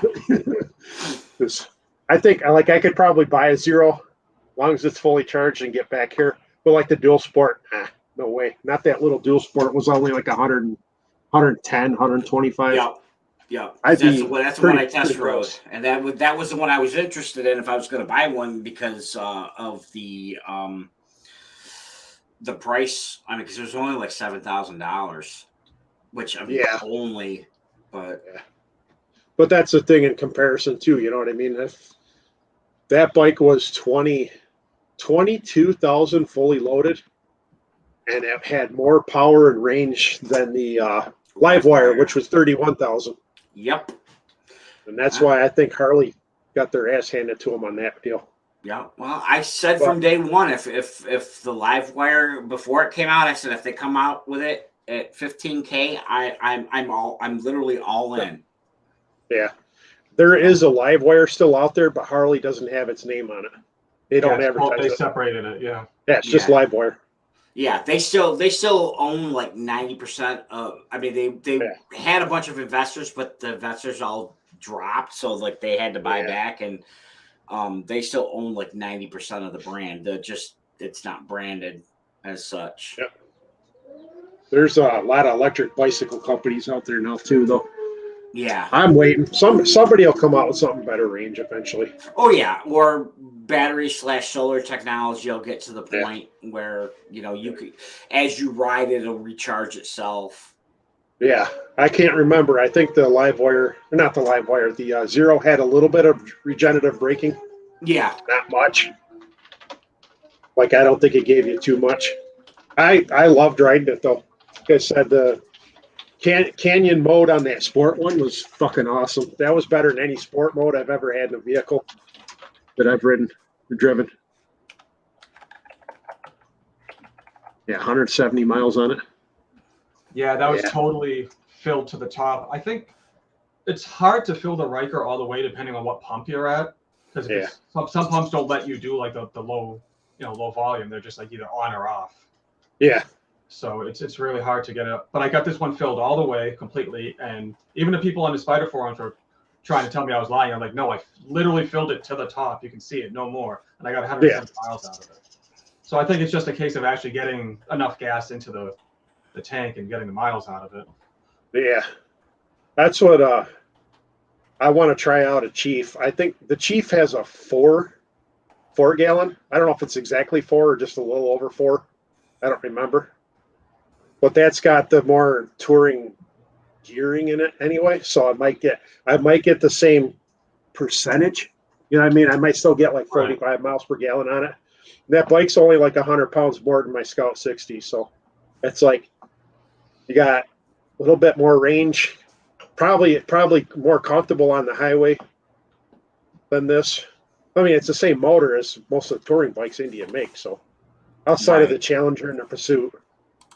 So, but I was watching a video today, Riding Fish. It was one of his videos from maybe a couple of weeks ago, and he had he was getting he traded in his Challenger for a Pursuit, I believe. I don't know if he kept his Challenger, but he's got like 4,000, 5,000 miles already, I think, on that Pursuit. But he took a what the hell is it? A Chieftain with a 126 and a full tune from Lloyd's. And his buddy Gabe has a 131 Road Glide, and they're right together with that. They were pretty much racing them, and not that they were full out, like they weren't like on a track or open highway enough to really test them out. But yeah, that's nice. Jesus, cams and tunes, and they definitely have the torque. I can't remember what he said. The horsepower was closer to 150 on that Chieftain. Oh man, that's nice. The torque's probably a lot higher because they're more those ones. Well, stock they're a 111 or a 116, and they're more torque than anything else. But I would be happy with a 116. That Sport Chief comes with the 116 standard. So, yeah, I don't know if I want the Sport Chief though. I'd kind of leaning more toward the Super Chief, which has the bags and the windshield already on it. Right. Bags are same bags that come with the Scout though, which I never bought those. I like my Viking bags. I didn't have an issue with my Viking bags. I like the hard bags I originally had. It was just the quick release hardware I bought was shit. I remember you talking about that. Yeah, I replaced that hardware twice and still had them break. So, but Viking has their own quick release. I didn't get that though. So I just bought new bags last year or the year before. My bags that I have are fine now. They're just smaller. Yeah, for my daily trips, I just got that little Kemimoto bag I toss in the passenger seat, and that's it. It works for me. Yeah. So. Yeah, I always have it set up to where I have rain gear and my sun lotion and all that bullshit, water and stuff in one bag, and I carry my GoPro shit in the other bag so I can easily get to it if I want to change my batteries or something. Right. And my whatever I take into the hotels in the bag on the sissy bar. Yeah. Oh yeah, my total road trip setup is totally different. It's the same bags I had on the Spider. I was able to mock them up and make them work on the Riker. Nice. So. Because they're bright yellow and they're waterproof, so I'm like, all right, these work. Like, there's no reason for me to. And Sling Mods wants like $900 for like their whole hard case, two saddle bags and like the top bag. Because it integrates with the brake lights and all of that. I'm like, it's too much, way too much. Sounds like some shit Harley would try. But then Can-Am only offers one saddle bag, like one bracket, one saddle bag. That's it. They don't offer you anything else for the Riker. So it's like, okay, now anyone who really wants to do it doesn't have a choice. Oh yeah. But yeah, I just like making stuff work. So I'm like, I'll just tie this down, make sure the straps aren't flapping everywhere, and so they don't get caught in anything. So that'll be good. Yeah, I didn't get the cutouts on my Viking bags. I just got the regular ones. They fit without it. So I know Viking makes ones that look like they would fit better on the Indian, but Indian makes a soft bag for these too. There's a rigid soft bag like the Viking bags, but they're so small. Like even the standard Indian bags are too small. They look great. They're made for the bike, but not me. I like to dick around too much with my stuff. Let's say that's why I bought my bike with just basic shit. I walked into the dealership. I said, "This is what I want, black." What options do you want? Black. Right. I didn't get any options. The only thing I had the dealership do was the grips when I first bought it, because I know the stock grips were like real small. Mm-hmm. People were complaining. Then I ordered a seat. And the time it took me to buy the bike, I had ordered the seat, the windshield.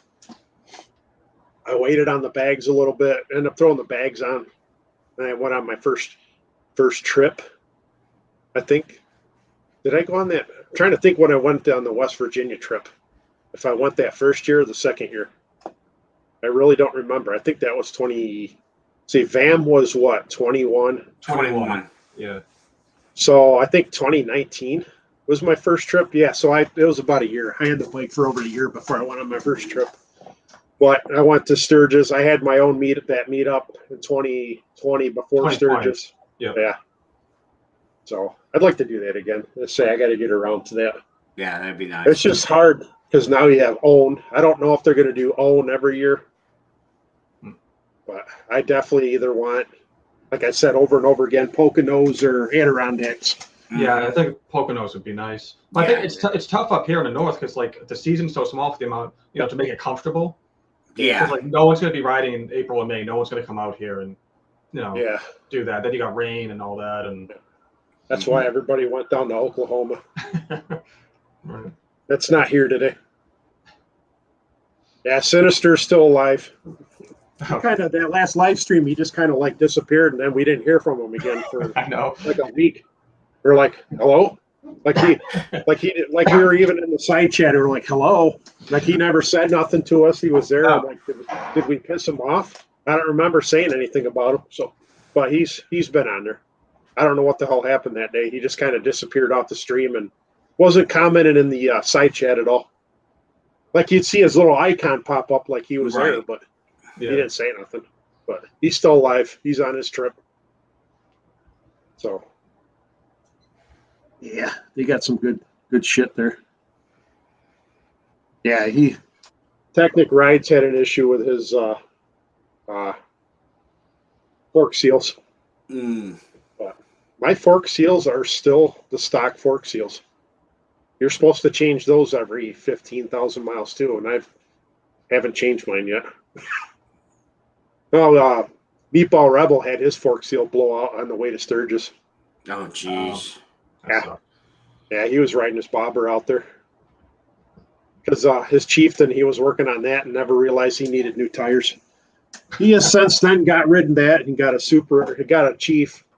And I don't know if you guys watch any of their videos at all. Bearded Bobber and Meatball Rebel. They both have Chiefs and they both have very, very custom Chiefs now.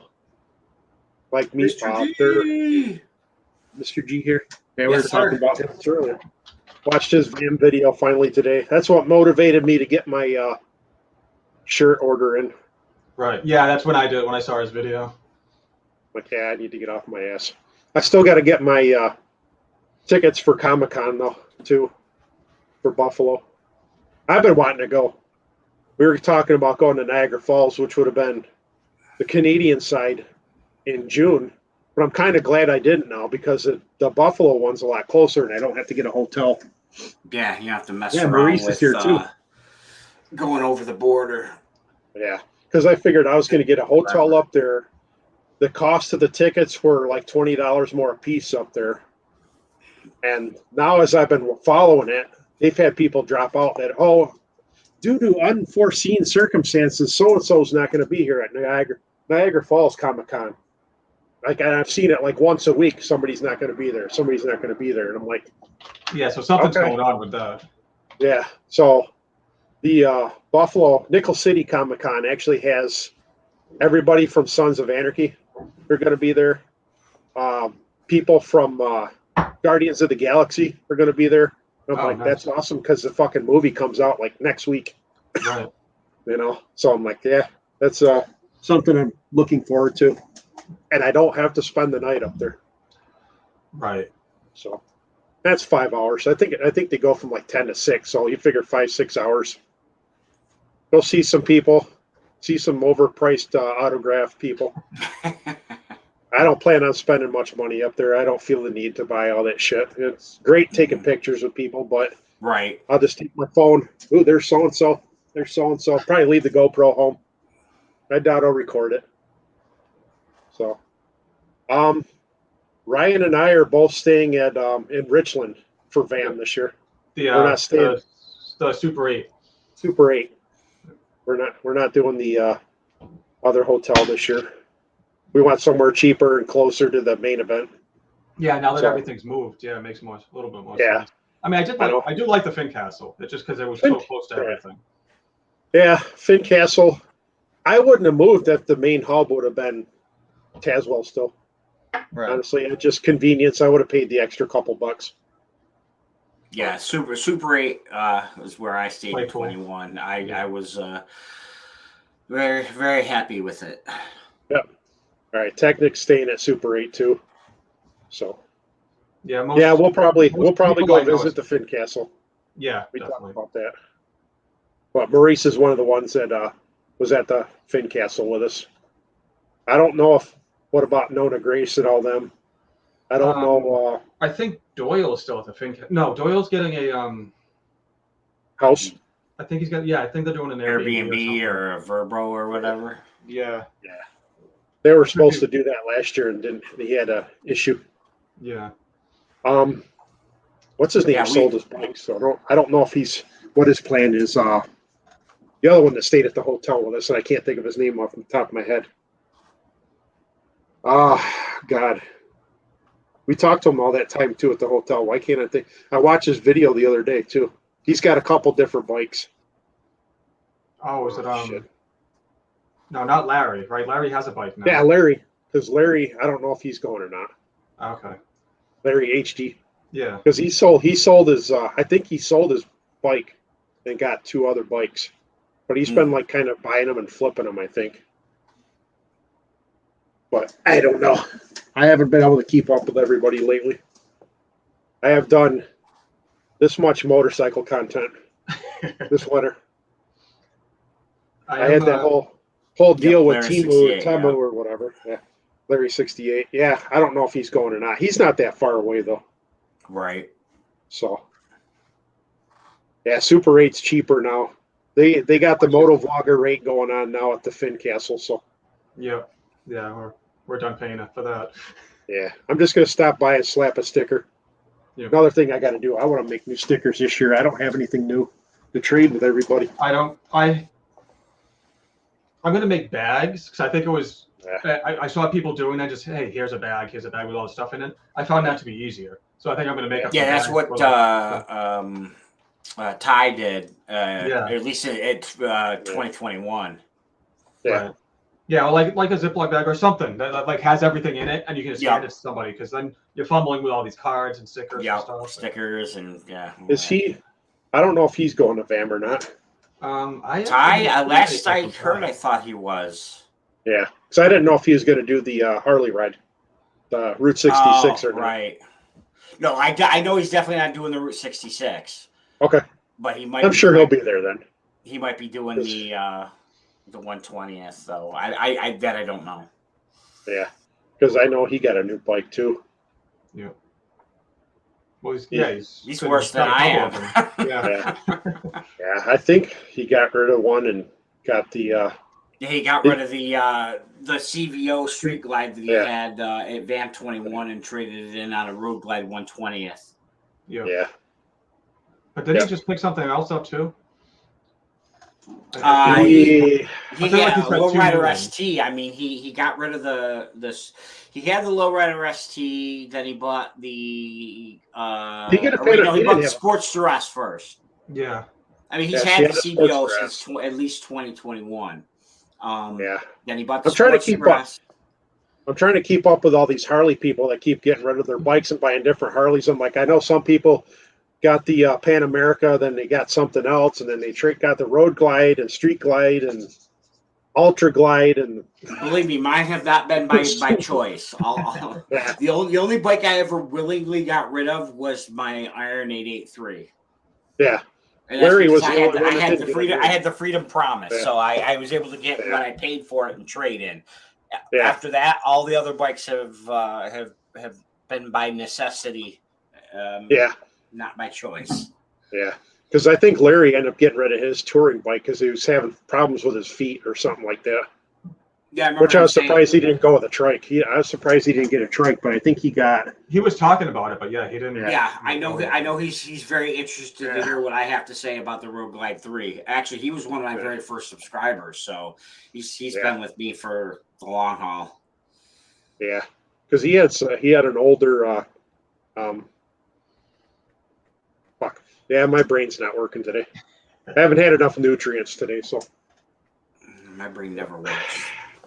Yeah, it's that time of life where I forget shit more than I remember. Mm-hmm. Basically, yeah. As long as I know where I'm going, that's all I'm happy with. Get on the goddamn bike and go. But I hope I never get to that point where I forget where I'm going and where I'm at.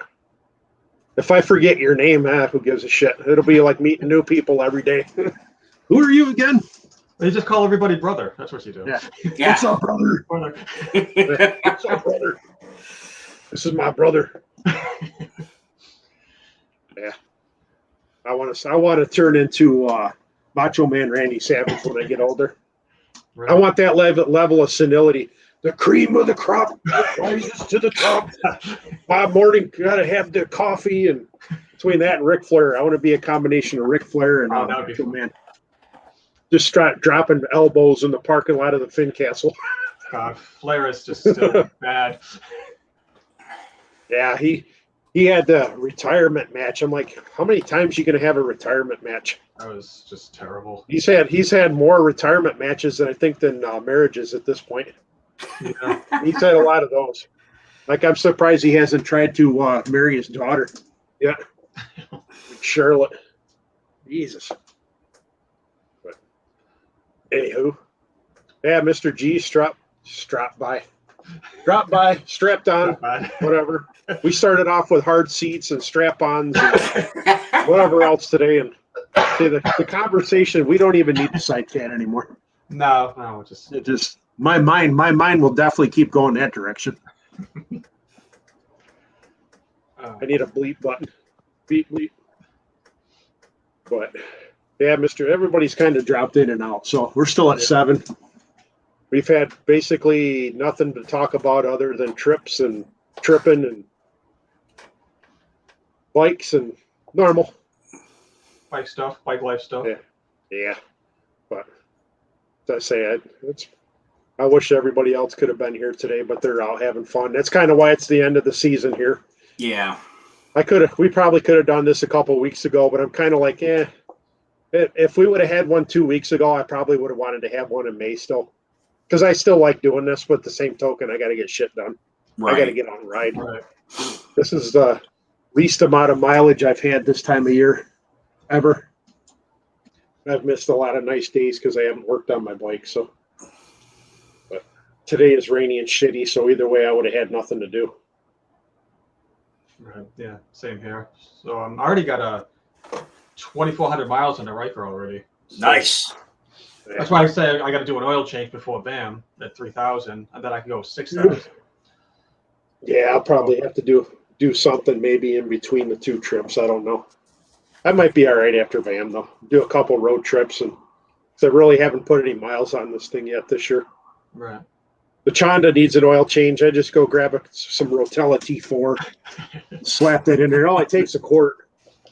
They take a little diesel oil in it. Actually, that works better than the Valvoline. Yeah, a lot of people are saying they switched over to T6 Rotella for the Rikers. Yeah. So I might do that. I can't get 1 quart though. That's the thing. Like I had all the time finding 1 quart of T4. Yeah. So. Yeah, and the Riker doesn't take much. I think it's only 2.5, maybe 3. So yeah, getting the whole big thing on Rotella doesn't make sense. Yeah, it's a pain in the ass. So I just get the T4, throw that in there. I got almost 14,000 miles on the Chonda finally after a year and a half of owning that. Nice. So it's just every day, 5 miles here and there. That's what I've been doing. If I get out of my day job early, I go out and do about 20 miles and call it a day. That's why I haven't really jumped on getting the other shit done. But I got to put new handlebars on there. That was what I was going to work on this weekend, handlebars and grips. Because I've had twisted handlebars on this bike since I've owned it too. So, yeah. The Temu Part 2 video I never got to. That was the deal. They were supposed to send me shit every month for free that I could pick out whatever I wanted. Yeah, they're not panning out on that very well, so I don't know. I may not even stick with them. I was liking the free shit idea, but now they got some other deal with brand ambassadors that they're trying out. Like, I don't want to do that. I'm already doing that shit. So right. I'm not doing that with whatchamacallit anymore, though. I told you guys that guy's already. That one out in Arizona. Mm-hmm. But they just sent me garbage. They said nobody ever used the discount code. But who the hell wants to buy like a Chinese fucking leather bag or a strap, a tie-down strap with their logo on it, you know? Mm-hmm. Yeah, it was nice that I was getting free stuff, but they kept sending, you know, I got a leather vest 1 month, which was really nice. I got a canvas vest another month, and I'm like, all right, I got 2 vests now. You know, I got a tie-down strap with their logo on it. I can't do videos on this shit. Right. Right. You know? Yeah. I got a handlebar bag. Okay. I did a couple things on Instagram for them, but after a year, they said we didn't have any turnaround for our investment. And I'm like, you sent me shit I couldn't work with. Right. You know, a neoprene mask. How many videos can I make out of a neoprene mask? Right. You can't do it. You know, and that sucks because they're an American small town company. You know, yeah, but if they're putting out crap product, I mean. Yep. Well, some things don't translate well to videos or anything, or like a full-length video, and then it just seems awkward. And Well, that's the thing I ran in with the Lunified stuff. I'm like, I can't actually make a video about this. I can talk about it. And then I made Instagram posts and stuff, and then they just squashed the whole program together. So I'm like, all right. Yeah. The last fit for my Maverick has been great because, all right, change a light bulb. Cool. It takes me a couple minutes. Here's how you do it. There are those people that want to do their own maintenance out there on there. They want an upgrade on the lights because the lights weren't very bright. Cool. A couple minute video. You know, I've made money off that. I got, almost $1,000 in LED lights from them, and I got commission. People were using a link. I made I got commission off that. Nice. So, but I'm at the point now. I don't know how much more I could work with Last Fit. I would love to do more with them. I have a Last Fit sticker on the back of my truck. I might be able to do a couple more shorts, but there's no lights left for me to do on this truck. But Last Fit makes their own floor mats for the Maverick, which they haven't offered to me yet. I honestly haven't heard nothing from them. I got another company. I'm trying to think of the name of the company offhand, but they've sent me a couple things that I've done inside the Maverick. The little dashboard cubby holder and the center console. I'm like, those are cool because I can do like a 1.5-minute long video. 900 people jump on that video because it's a 1.5 minutes. Right. Ooh, this would be great for my Maverick. I'm not making commission, but I got a free part and I did a quick video. They got 1,000 views. It's some of the shit looks like it's stupid. I'm like, oh, why is he doing a video about center console? 1,000 people are watching that video. 900 people are watching a video about me changing a light bulb. I'm like, this is great because these are little minor upgrades that Joe Schmo with a couple of wrenches and a screwdriver can do in his driveway without a garage. Yeah, the oil change. Oil change videos doing great. Yeah, it's those videos for a new vehicle. Yep. Yeah, install videos and do-it-yourself stuff is just great for just getting the views, and especially after the years. Like videos I put out 2 or 3 years ago for the Spider are still getting views, and people still commenting, asking questions on it. Yeah, the last fit lights are so fucking bright. Oh my god! Like I want to do a short video, but the thing is, on camera, it doesn't pick up how bright they are. It does a little bit, but like when I did a video for the switchback turn signals on the front. When I hit my turn signals, the signs light up at night like this. Like it looks like, like the stop signs out in the country. Sometimes they have like the flashing lights. Yeah. The switchback lights on the front of the Maverick do that now. Like it lights the sign up, like the signs do this. Like I'll put my left turn signal on and the stop sign is doing this flashing. Those lights are excellent. They're expensive, but you could tell the quality on them. Like they're very good lights. I don't have anything popping up on the dashboard. Sometimes you put LED lights and shit and my turn signals don't work. Or I'll see people with the hyper flash and I'm like, you got to change your modules out or something for that. Or your flasher. These you don't have to do anything. These you slap them in there. Yeah, you might spend $100 on a set of LED lights or $60, but you're not buying them off Amazon for $15 and having them work right for a long period of time, unless you're really lucky. Right. Like I have a eBay little light bar on the front of the Chanda that I bought for the Indian Scout that didn't fit right, so I never used it. That thing, when I start the bike up, you hear it going, like the inside of the light vibrates a little bit. Like once you get going, you don't notice it. But like there's a big difference between that and the Last Fit light bar I put on the front of the Maverick. That thing's bright as fuck too. Like I aim that down and you still see it, like it lights up the whole road. And like it still has the beam that goes forward too. That's a great light. That's, and I know I'm promoting them, but hey, they're BD writers here. Yeah. I wish he went to my meetup. I wish he would go to some of the other meetups, but he doesn't. He was at Bam 21. Yeah. Mm-hmm. Was he No, he didn't go to Bam. He went to my meetup. No, I'm pretty sure. He was at BD Rider was at VAM 21 because I remember. Was he at I can't remember. Maybe not the whole time, but it was definitely right. Because I that's how I got his sticker. Okay, did he come down with Tommy G? Because I know that maybe that was the year PA Bearded Biker didn't make it down. That's why. Yeah, they all came down together, and he had that issue with his. All right. Yeah, he did. Never mind. Sorry. Yeah, whatever. It all blends together now at this age. Right. 50's right around the corner. Yeah. And then the more meets we have, we're like, all right, which van was that? Right, exactly. Yeah. I'll tell you who doesn't show up anymore. That came to my meetup that doesn't talk to me, blocked me. He was on Instagram for a while. He used to do drone stuff, and he was at my meetup, and he doesn't talk to me anymore. And I don't know what the hell I did. Oh, but, did he have the he had the H2, right? Yep. Yeah. Okay. Yeah. Mothman. Yeah. Yeah. They. Mothman stopped talking to me, and I don't know what the hell. I liked Mothman. He had a lot of he didn't like to be on camera, which is fine. Right. You know, I always made sure I didn't share anything with his picture on it and stuff. But after my meetup, I don't know. Sometime after my meetup years ago, he blocked me on Instagram and still follows my wife though, which is ironic. Yeah. My wife doesn't post anything, but and my wife says, "Yeah, I can look on his page still." I just don't think he think to block her. Right. But well, that whatever. Yeah, happens. Whatever.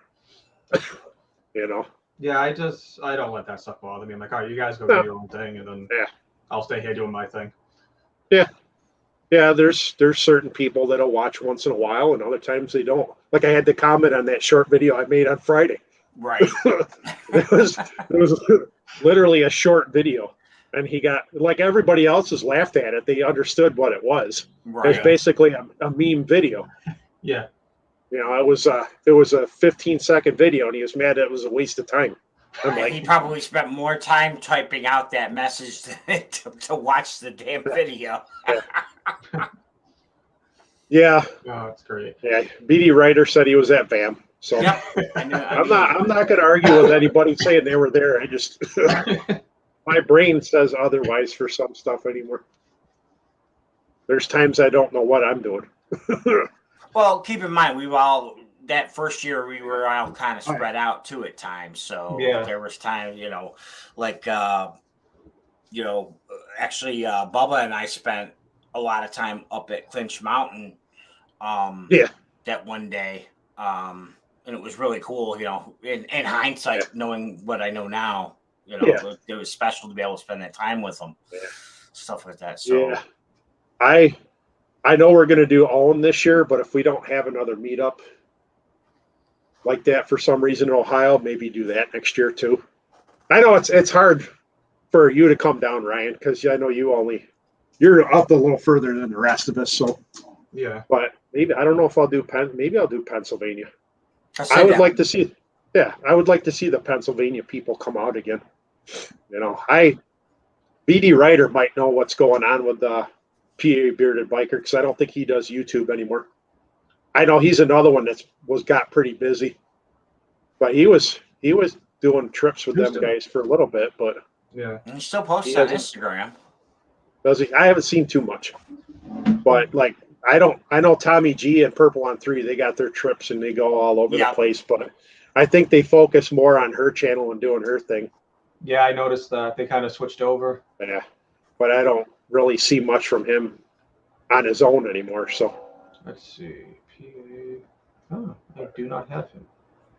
Well, then again, as we all know, at the end of the day, to do anything really serious, it takes a lot of work. Yeah, Flight 93 is one I haven't been to yet. That would be like a couple-hour ride for me. Yeah, that would be cool. I don't mind. Shit, if we just... Well, that's how these meetups to start off, though. You just do a weekend thing. And right. VAM is turning out to be more than a weekend thing at this point. Yeah, see how this year goes, but I think you probably could extend it by at least a day. Yeah. At this point, there's more than enough things to do in that area, like rides and hang out. Yeah, that's what my thought would be to do. All right, you're going to do VAM, maybe have an extended thing. Like I said, go down to do the one Dragon to Dragon weekend or something. You know what I mean? Right. I think some of those guys did that. They did the snake or whatever the hell it is. There's the rattlesnake, the ride of the taint of the dragon, the anus of the dragon, the toe, the curling toenails of the dragon. whatever. There's all those rides down there, which is a great area. Kind of the reason why I want to move down there. Right. So, but it'd be nice to do like an extended, like say you're going to go back home, like instead of going directly through Pennsylvania, go south and then loop up. Yeah. Loop up or something. We could all split off in Maryland or something like that. Right. Be interesting. A couple years from now, I know financially I'm not going to be there for a whole week yet. My wife requires me to do something with her at some point, and she won't do the motorcycle trip. So that's the situation I'm in. That's why we're doing a cruise later this year. Yeah, I wouldn't mind doing that too. That's hard. Like I hate leaving my motorcycle behind on vacation. There's just something wrong with my mentality where I don't mind leaving the wife behind, but I hate leaving the wife behind. I'm like, right. I've got a really good wife at this point in my life. The first one, not so much. Like I wasn't allowed to own a motorcycle, and I bought one anyway, kind of deals. But that one was. She does her own thing now, and I do my own thing. So my wife's in Ireland. I was supposed to go on that trip when we were planning that years ago. But the UK is not a big enough island for me to be on with her mother. So,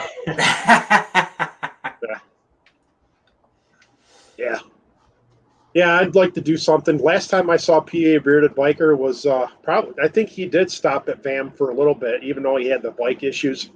Yeah, because I've met him. So, yeah, he was definitely. Yeah, because they stayed at the old jail that year. Yep. Yeah.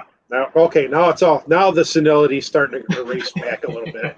Now I'm starting to split it up a little bit. But that's the year Bubba went. That's where I had the turn signal that I still haven't fixed that wire since that day. Because my turn signal wire quit working. Because my clutch cable, I put the new clutch cable on and it rubbed on the wire and split it. I still have that electrical tape from Bubba on there. That's my one last piece of Bubba, the electrical tape.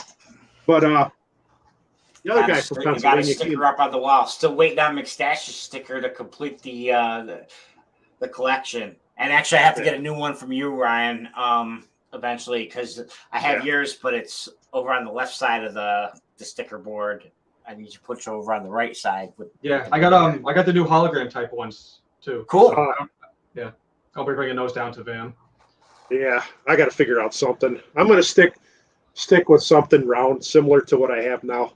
I thought about buying. I'm sticking with my design. I'm not changing anything. I just need to order more. Yeah, I would like to change it a little bit. But I was going to do a limited edition one for. Excuse me. For the LD. You have stickers, motherfucker. Jason.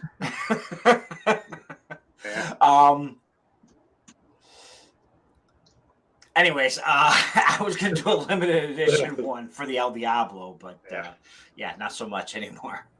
My spam cards are still the same ones from the first year I started my channel. I went on like Vistaprint, and I'm like, I'm going to be giving these to everybody. And I think I bought like 2 cases of 100 of them. I still got like half a box of those left. I'm like, I can't get rid of them damn things. I gave them to everybody. Right. I don't do mail calls anymore. I'd love to do mail calls if I got new stickers. If anybody wants to trade with me, they got new shit that everybody here has my stickers already because I haven't done anything new in 2 years. But I went through my original boxes. I went through the original box of spam cards I had. So now I'm almost done with my second one. And this year, as soon as it warms up and I can get out and there are people who are out, I can start handing them out. But like I gave, which I have a video of, I caught a scooter boy caught up with me. And like we, bumped fists at a stoplight. And I'm like, hey, I make videos. So as long as more of that stuff starts happening, I can hand them out more. But I thought I was going to leave my spam card in a lot more places. And I did that for a while. Like my daughter and I would go to Home Depot and I'd shove them in like the toolboxes and shit. Oh, yep. I'm going to start doing that more too. Yeah. I don't have any place. Like I got a box sitting out here in the shed with everybody's extra stickers that I didn't put up on the board. Same. I want to find a place to put them eventually. It's funny. The one of the pizza places in downtown New Bedford has my sticker and my magnet up behind their counter because one of my friends works there. Nice. She's like, give me all your stuff. I'm like, okay, here you go. And then the next time I go in there, it's like everywhere. That's what sucks around here. I don't have anybody local that chimes in, Like my daughter's friend was in the chat in the last video, last live stream we did. But other than that, like I haven't been giving out stickers to anybody in a while, like just the meetups. Yeah. But I have the same shit. Like I still have my original sticker, which I won't go through them again. I'll probably go through Sticker Mule again. Oh, sticker There mule, is- definitely. Yeah. Yeah, my Sticker Mule stickers are held up, but I have Sticker U stickers that I bought on a roll. And like after 2-3 years, they don't weather as good outdoors anymore. So I need to get something new. I'll probably go with Sticker Mule. I've been looking. There's this company that makes the stickers. Like you go to like the motorcycle rallies, and they have like the stupid sayings on them, the little black ones that you pay like $1 or $2 for. There's a company that sells those for like $1 a piece. Like you could do $1 a piece for all black with white, or all white with black, or if you want to do like black with red or whatever. I think they're $2 a piece. Like I thought about doing those. Just get my channel name. Just right. they're dirt cheap. Go buy a bunch of them. They're $30. I'm like, here, give them away. Right. I still want to get another sticker, like a regular one with my channel, but it'd be nice to do something with the Maverick, but I probably won't. Even though that's my biggest I was about to views right say. now. But I don't go to Maverick meetups, so why bother? I don't go to Fairlane meetups or anything like that. So I guess if I had the Fairlane fixed up and taking it to shows, maybe I'll consider doing a little bit more car centric stickers. But my regulars are still moto vloggers, even though most of y'all are watching my videos. Not that I'm doing any, like I said. I know how that goes. Yeah. My last one I did was for those pants. That was my only moto vlog and probably since VAM. I did one moto vlog Friday ride day last year, and I went to that barbecue place. I rode around in the Alleghenies, and that was a good ride that day. Just nobody watches those. I guess if I started doing them regularly again, they probably would. But I got some decent rides out there, though, Matt. If anybody wants to go to those someday. Always. Yeah. My first meetup, those roads were actually really nice, except for they were jet ski appropriate those days. The one day, my 1 day meetup. But yeah, I want to do it again. Somewhere else, though. I said I want to go somewhere where I can explore too. But I got to get the PA people to start coming out. Because I say last time VAM 21, I talked to PA Bearded Biker, and that was probably the last time I've talked to him. And then again, I don't know. There's enough people within an hour or two of me I could go riding with. I just don't get that opportunity. Kind of the reason why I didn't do a 2,000 subscriber giveaway too. I'm kind of like, if you're not going to watch anything other than the 2,000 subscriber video, why should I give you anything at this point? Right. I gave away gloves and cups the last time. No, my plan is to do giveaways every 100 subs till I hit 1,000, and I guess I'll reassess and go from there. Yeah, it's fun. I mean, I don't mind giving shit away, but I need you to watch more than just that video for the giveaway. Exactly. Right. Because, there's quite a few people that watch that video that I haven't heard from since, and I've seen them at VAM too. Right, Like and people I don't mind, spending the money to give away, but I'm trying to grow the channel so I can give back more. And you kind of if you're somebody who wants something, you're kind of shooting yourself in the foot in that regard. Yeah. Oh yeah. Yeah, we still got 8 people on here. What's wrong with you people still watching at this point?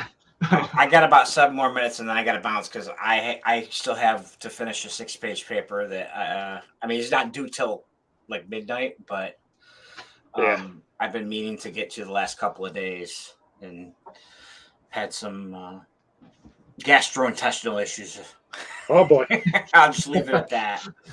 Yeah, I drank all my drinks, so I gotta go drink some alcohol. I might start early today.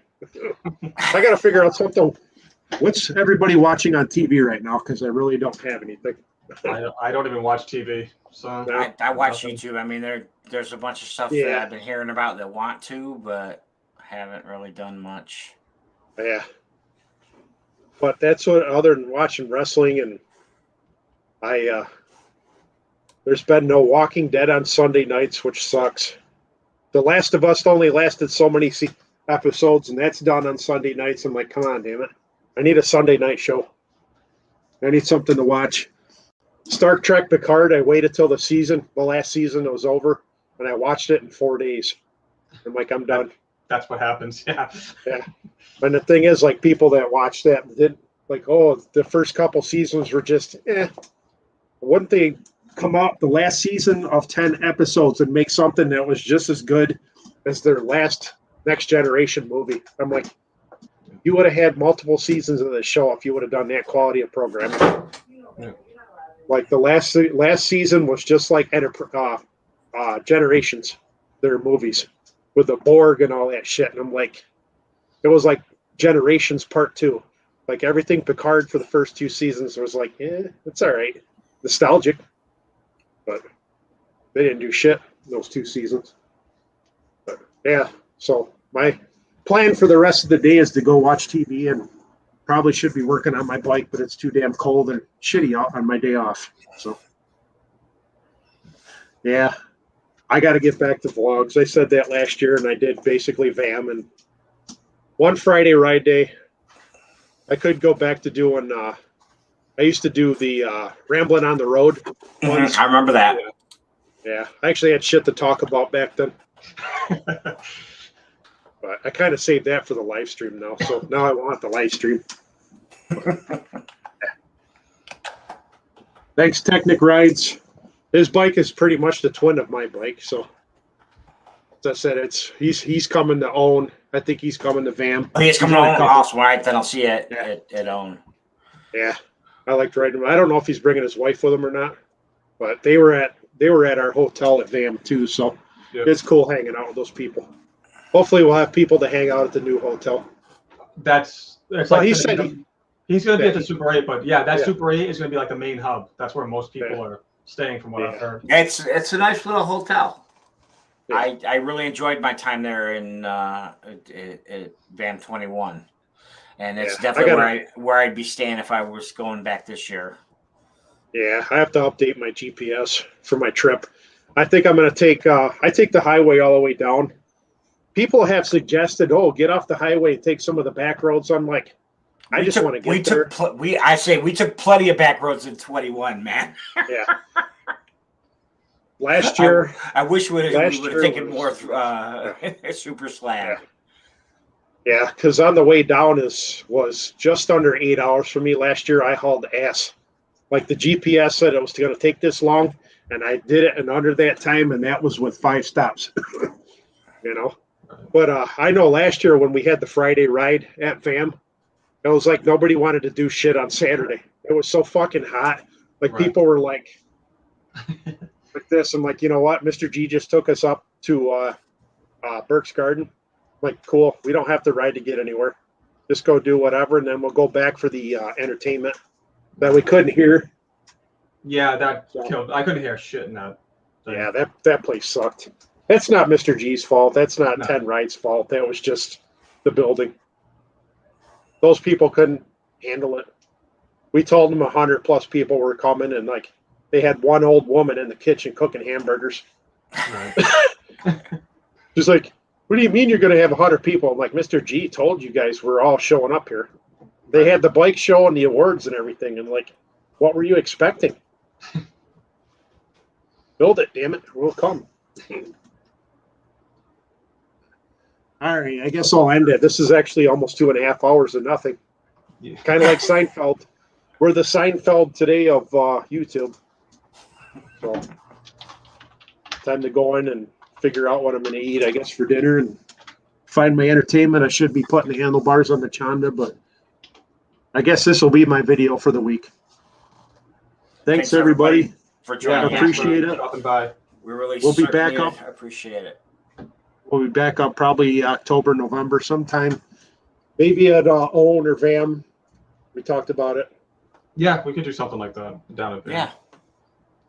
I know. It'll be fun. Even if it's I'm fine with either. I won't be at VAM, but I'm certainly willing to log in remotely, as it were. Yeah. So take care, everybody. Thanks for tuning in. We'll be back. I want to say next year, but at the end of this year when the weather's miserable. It'll feel like next year. Yeah. To say bye. Shine that up. End, damn it. End.